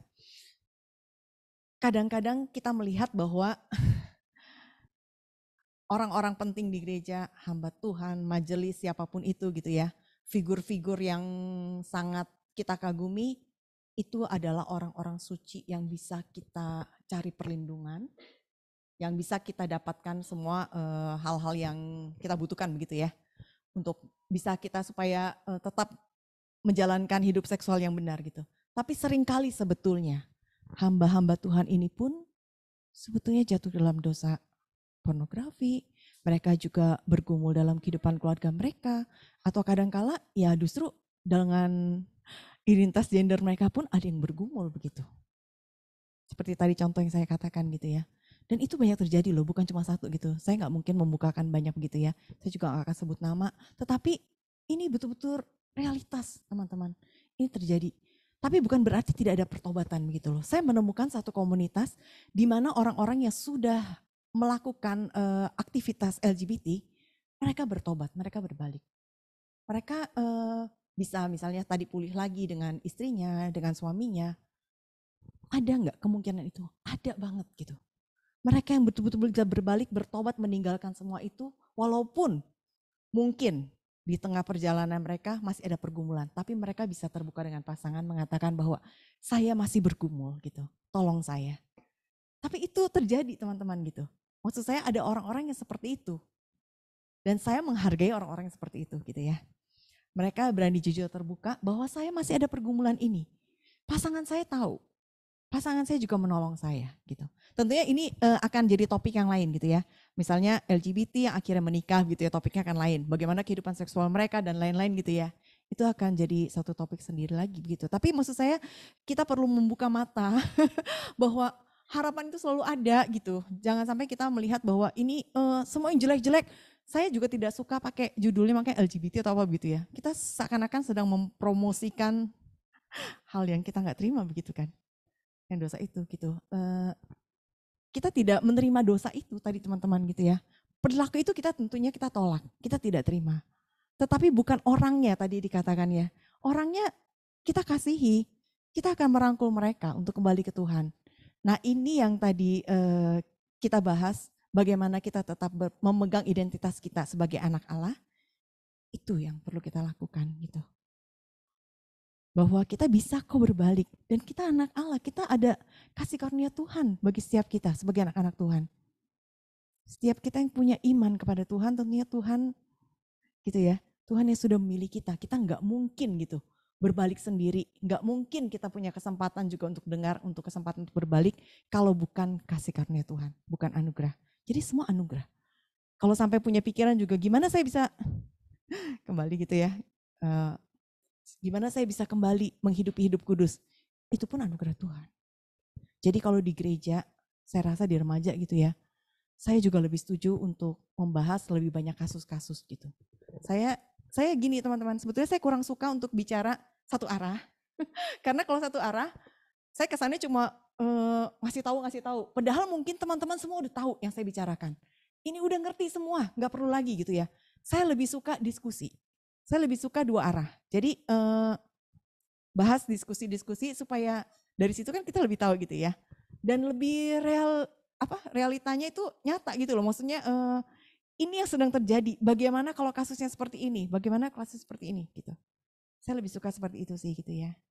Ya kalau kakak ada di gereja boleh melakukan pembinaan itu tentunya lebih bagus ya dengan kasus-kasus nyata. Ya dengan remaja dan pemudanya, bukan sekedar satu arah ya. Saya yakin kalau semua mau tahu, remaja udah bisa tinggal klik semua gitu ya. Online dapat semua informasi. Iya, semuanya ada. Mau cari apa? Semuanya ngomongin pembicara, bosan udah tahu semua. Gitu sih. Saya lebih suka karena itu kasusnya gimana? Yang kamu alami apa? Apa yang harus dilakukan gitu ya? Bagaimana caranya? Pengalaman teman-teman yang lain gimana? Terus gimana bisa saling menguatkan? Itu yang lebih penting saya rasa. Gitu sih. Ya, oke. Ya.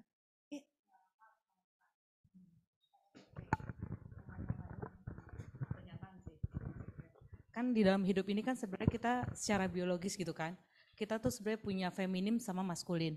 Sebenarnya kan yang tadi kakak sampaikan itu kan sebenarnya tergantung itu dua kan. Sebenarnya yang mana yang lebih dominan, mana yang tidak dominan. Tapi kadang kan kita yang nggak menyadari diri kita sendiri sebenarnya. Nah mungkin kayak misalkan di alumni-alumni baru ataupun juga yang remaja gitu kan sebenarnya mereka nggak sadar. Nah mungkin banyak pertanyaan juga, gimana kalau misalkan aku memang begini gitu loh. Sebenarnya kan nggak ada jalan keluar. Nah itu sebenarnya yang pengen kutanyakan tuh, apa sih yang paling gampang cara menerima diri gitu loh. Ketika kita tahu ternyata aku seorang perempuan tapi maskulinku dominan. Atau aku seorang laki-laki ternyata feminimku lebih dominan. Itu sih Kak yang mau ditanya. Iya, cara menerima diri ya. Cara menerima diri, karena di usia remaja, di SMP banyak ditemukan juga suka sesama jenis. Gitu. Kasusnya ada satu itu dia perempuan dengan gayanya rambutnya dicepak, nggak mau pakai rok, malah pakai celana, padahal sudah ditegur, terus dibina, tapi tetap gimana. Padahal kan kita nggak tahu kan sebenarnya harus bagaimana jalan keluarnya itu Iya, sih. iya. Terima kasih. Iya, memang menerima diri itu paling susah ya teman-teman ya. Bahkan saya begini ya, orang-orang yang sakit pun gitu ya, sakit menerima diri bahwa dia sakit dan dia terbatas. Itu susah banget. Karena dia akan berpikir, saya biasanya bisa melakukan ini, saya mau seperti orang normal yang lain begitu. Jadi sulit banget, apalagi menerima diri bahwa dia agak berbeda begitu kan ya. Kenapa saya seperti ini? Itu nggak gampang sih memang gitu. Tetapi saya rasa ini proses mengenal dan menerima itu harus banget gitu ya buat setiap kita ya. Bahkan mungkin kita aja nih yang umur segini, jangan-jangan kita nggak pernah ngutak-ngatik gitu ya. Saya ini kayak gimana ya kenal diri saya, terus saya terima nggak diri saya kayak gini. Mungkin kita juga sulit menerima gitu. Tapi prosesnya adalah saya rasa melihat ke belakang lagi gitu ya. Apa sih yang saya alami, apa sih yang terjadi dan bagaimana saya melihat itu bahwa itu ada otoritas Tuhan, ada tangan Tuhan. Saya bukan lepas dari tangan Tuhan. Sejak dalam kandungan, ada teman kita yang lagi hamil itu ya. Sejak dalam kandungan itu dibentuk oleh tangan Tuhan begitu ya. Nah itu tangan Tuhan gak pernah lepas gitu dari kita anak-anak Tuhan. Tuhan sudah pilih dari kekekalan pada kekekalan gitu dari dulu. Jadi kalau ada hal-hal yang buruk, kesannya buruk di mata kita manusia, hal-hal yang jelek gitu ya, yang kita pikirkan di mata kita, itu terjadi dalam hidup kita. Mungkin pertanyaannya adalah, Tuhan mau saya melakukan apa? Tuhan mau pakai saya seperti apa? Bagaimana saya bisa menerima diri saya gitu. Bagian yang susah sih memang ya untuk bawa remaja seperti itu. Tapi kalau kita tidak bisa menerima diri kita, kita akan sulit untuk keluar. Bagaimana kita bisa melihat itu gitu ya. Saya cuma melihat gini sih, waktu saya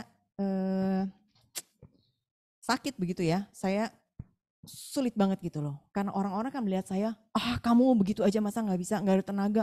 Masa cuma begitu aja capek begitu ya. Mereka gak mengerti gitu ya. Tapi saya rasa kita membutuhkan orang-orang yang bisa ngerti kita. Waktu anak-anak butuh mau melihat diri mereka, menerima diri dalam kesulitan mereka, kita dampingi untuk mereka bisa merasakan ada orang yang mengerti kondisiku seperti ini. Dan enggak apa-apa dengan kondisi yang sudah lewat, yang sudah tidak bisa kita ubah tentunya gitu ya. Bagaimana kita melakukan sekarang yang bisa kita pilih, yang bisa kita ubah. Yang masa lalu tentunya yang gak bisa diubah ya, mau gimana gitu ya. Iya, menerima itu gitu, menerima itu. Menjawab gak ya? Mudah-mudahan. Oke ya, thank you. Masih ada lagi atau waktunya udah habis? Saya gak tahu. Ada pertanyaan lagi atau?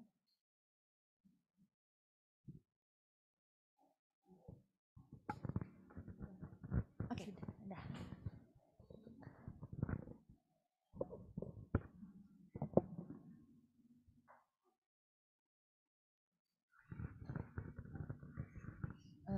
Untuk sesi tanya jawabnya udah selesai.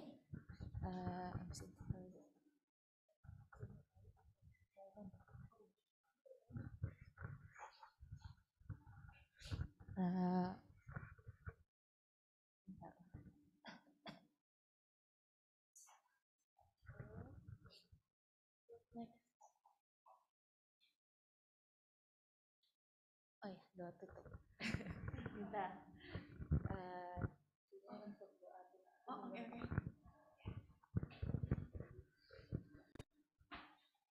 Yuk kita sama-sama berdoa ya. Bapa dalam surga, kami bersyukur Tuhan kalau saat ini kami boleh bersama-sama memikirkan kembali apa yang Tuhan panggil dari diri kami. Tuhan, kami bersyukur di tengah kelemahan kami, keberdosaan kami, ketidakberdayaan kami punya Tuhan. Tuhan yang memberikan janji-janji Tuhan, Tuhan yang memberikan harapan bagi kami, kekuatan, sehingga kami boleh melalui hari-hari kami, pergumulan kami yang mungkin tidak mudah. Hal-hal yang membuat kami merasa bahwa kami adalah orang yang paling hina, orang yang paling menderita. Tuhan Yesus yang mati bagi kami jauh lebih menderita ketika dia harus menanggung segala beban dosa yang tidak dilakukannya, yaitu beban dosa kami. Tuhan, biarlah pengharapan kekuatan dari Tuhan ini boleh memampukan kami untuk menjalani hari-hari kami, sehingga kami boleh terus menjaga hidup kami kudus di hadapan Tuhan. Tuhan, tolong kami, Tuhan yang memberikan kami juga orang-orang di sekeliling kami, orang-orang yang bisa mendukung dan boleh mengerti kami, orang-orang yang boleh menjadi support system kami. Tuhan, terima kasih. Terima kasih untuk anugerah Tuhan yang besar bagi kami. Kami mau menyerahkan untuk setiap kami, setiap pergumulan kami masing-masing, kiranya Tuhan yang terus beranugerah. Hanya dalam nama Tuhan Yesus kami bersyukur, kami berdoa. Amin.